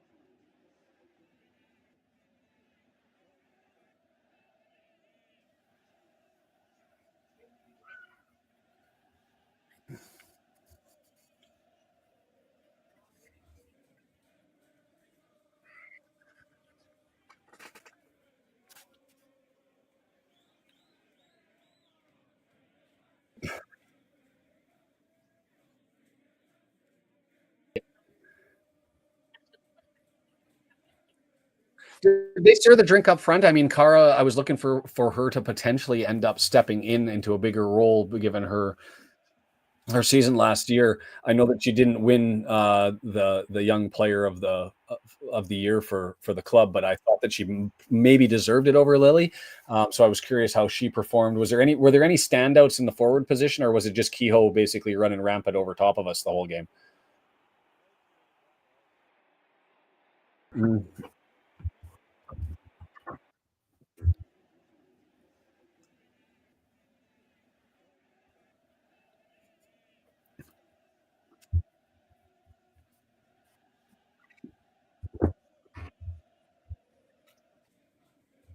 In my opinion. So for me, that means they have to start earlier.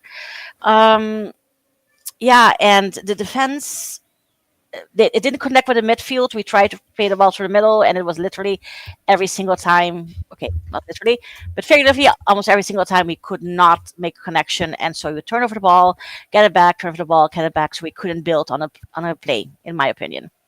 Yeah, no, I get that. Just looking at things as far as the statistics from the last one, obviously we're sitting in sixth place, -2 on the goal differential. You only have one comparison to draw for everybody.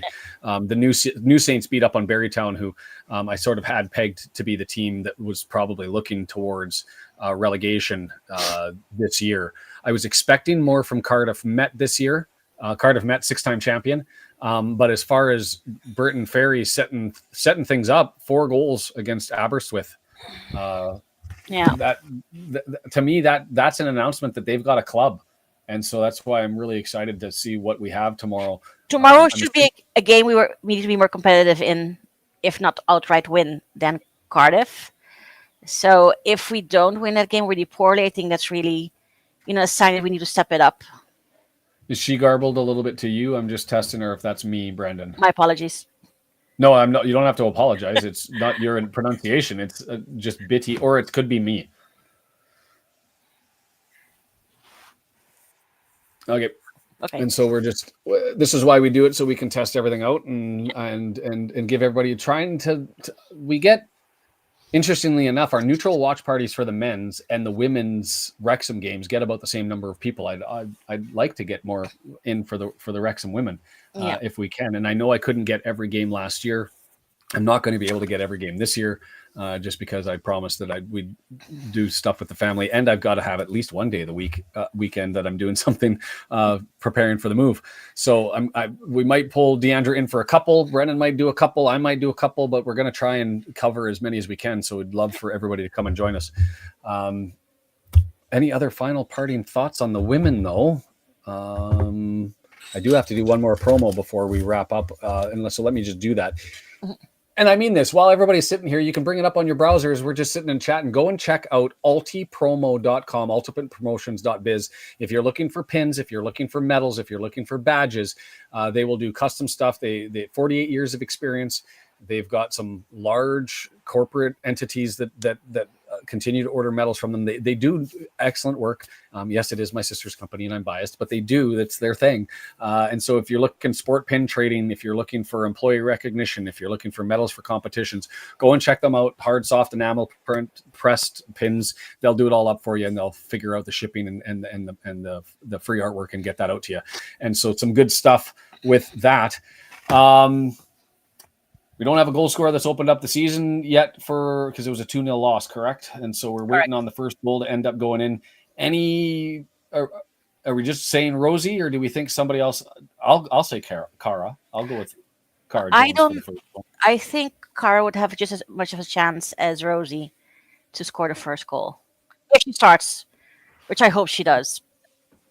I don't see how you keep her out of the lineup, but she's become my favorite on the women's side, and we'll see what happens. As far as the new players, obviously the new keeper. As far as the other two, did they start? Did they play? Did they show anything? First game jitters. There was one defender who I thought wasn't up to scratch, but again, that might be nerves, might be just more training. It was the first game of the season. There are several new players. It might be just a gelling situation. So I am not ready to throw her to the wolves yet. But again, it did show weaknesses, and I did show to the manager what needed to be done, in my opinion. I think the exasperated Clark from Brendan there spoke volumes with him without him having to say anything else. Yeah.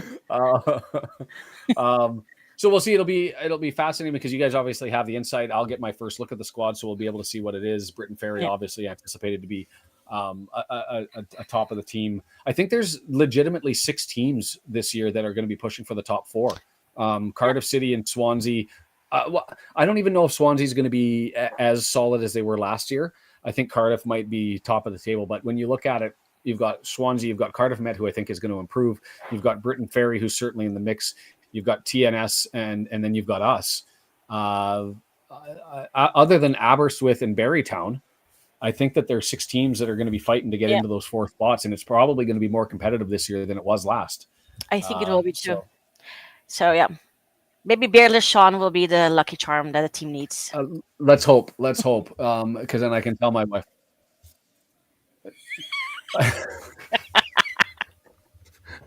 I don't understand the female gaze. I don't know how it works, but I can say this in full confidence. I have had more women tell me I need to grow it back immediately than I have had women that say, you look really good without it. So it's probably, maybe I should just make sure it gets back on sooner rather than later. I'd only have to impress my wife. What do I care? Other than that, talking about this one, just Deandra, I'm curious, while we've got you for your 2 cents, did you watch this one? No, because I don't trust iFollow just yet. Okay. So I watched it with you guys, and on FODMOB, they recreate the place as in real time, so you can see what's happening. So it's so I saw a lot of. I get irritated when we don't connect passes, because at this level, we should be able to string 2 passes together.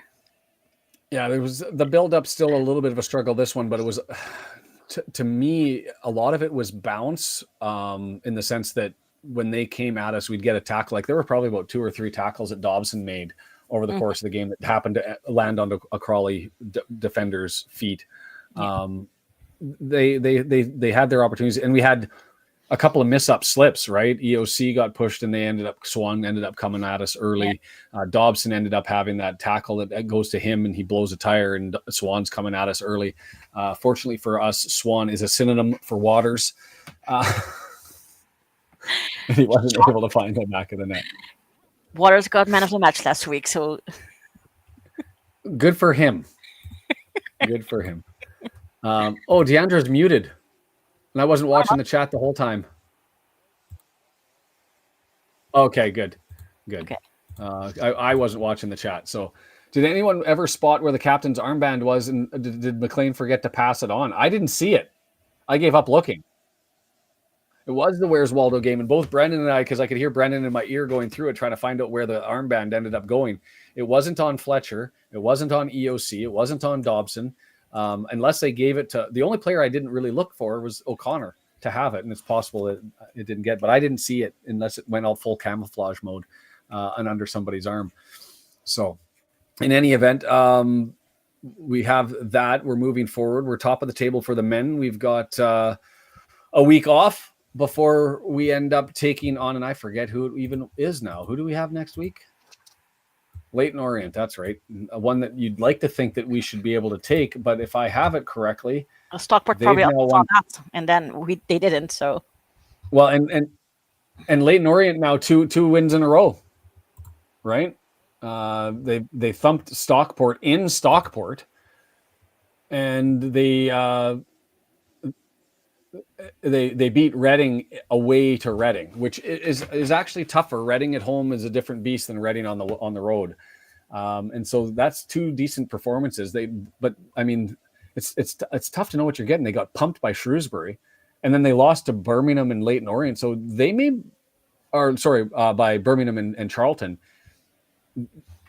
They may be better than we think. You look at who they've had. They lost to Bolton. They lost to Charlton. They've lost to Birmingham.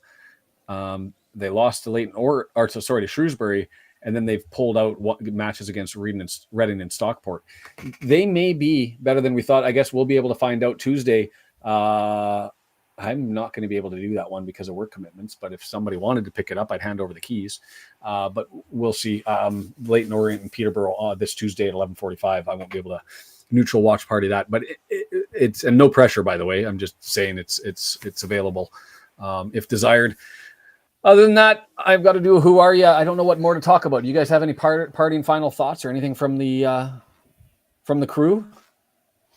No. All right, well, let's wrap it up. Yay, we won. Yay, we're still at the top of the table despite Birmingham having a game in hand. A month ago, we would not have thought that. No, and it's crazy to me that when you look at the table itself, that there are teams that are in the playoff positions that right now could win, and they still wouldn't jump us out of the automatic promotions. Like, that's mind-blowing to me. And I will take it. We've got more to take control of, and that Wrexham can really assert itself here, and I'd hope they do that over the next 3 games before we get into the teeth of it again with some of the tougher matches towards the end of October. So we'll sign off here. Deandra here tomorrow, Brendan here tomorrow, I'll be here tomorrow. 6 or 6:15 or 6 or 6:10 for the kickoff? I think it's 6. 6 your time. 6 my time. 9 out in the East Coast, so that'll be a 2 p.m. start out in the UK.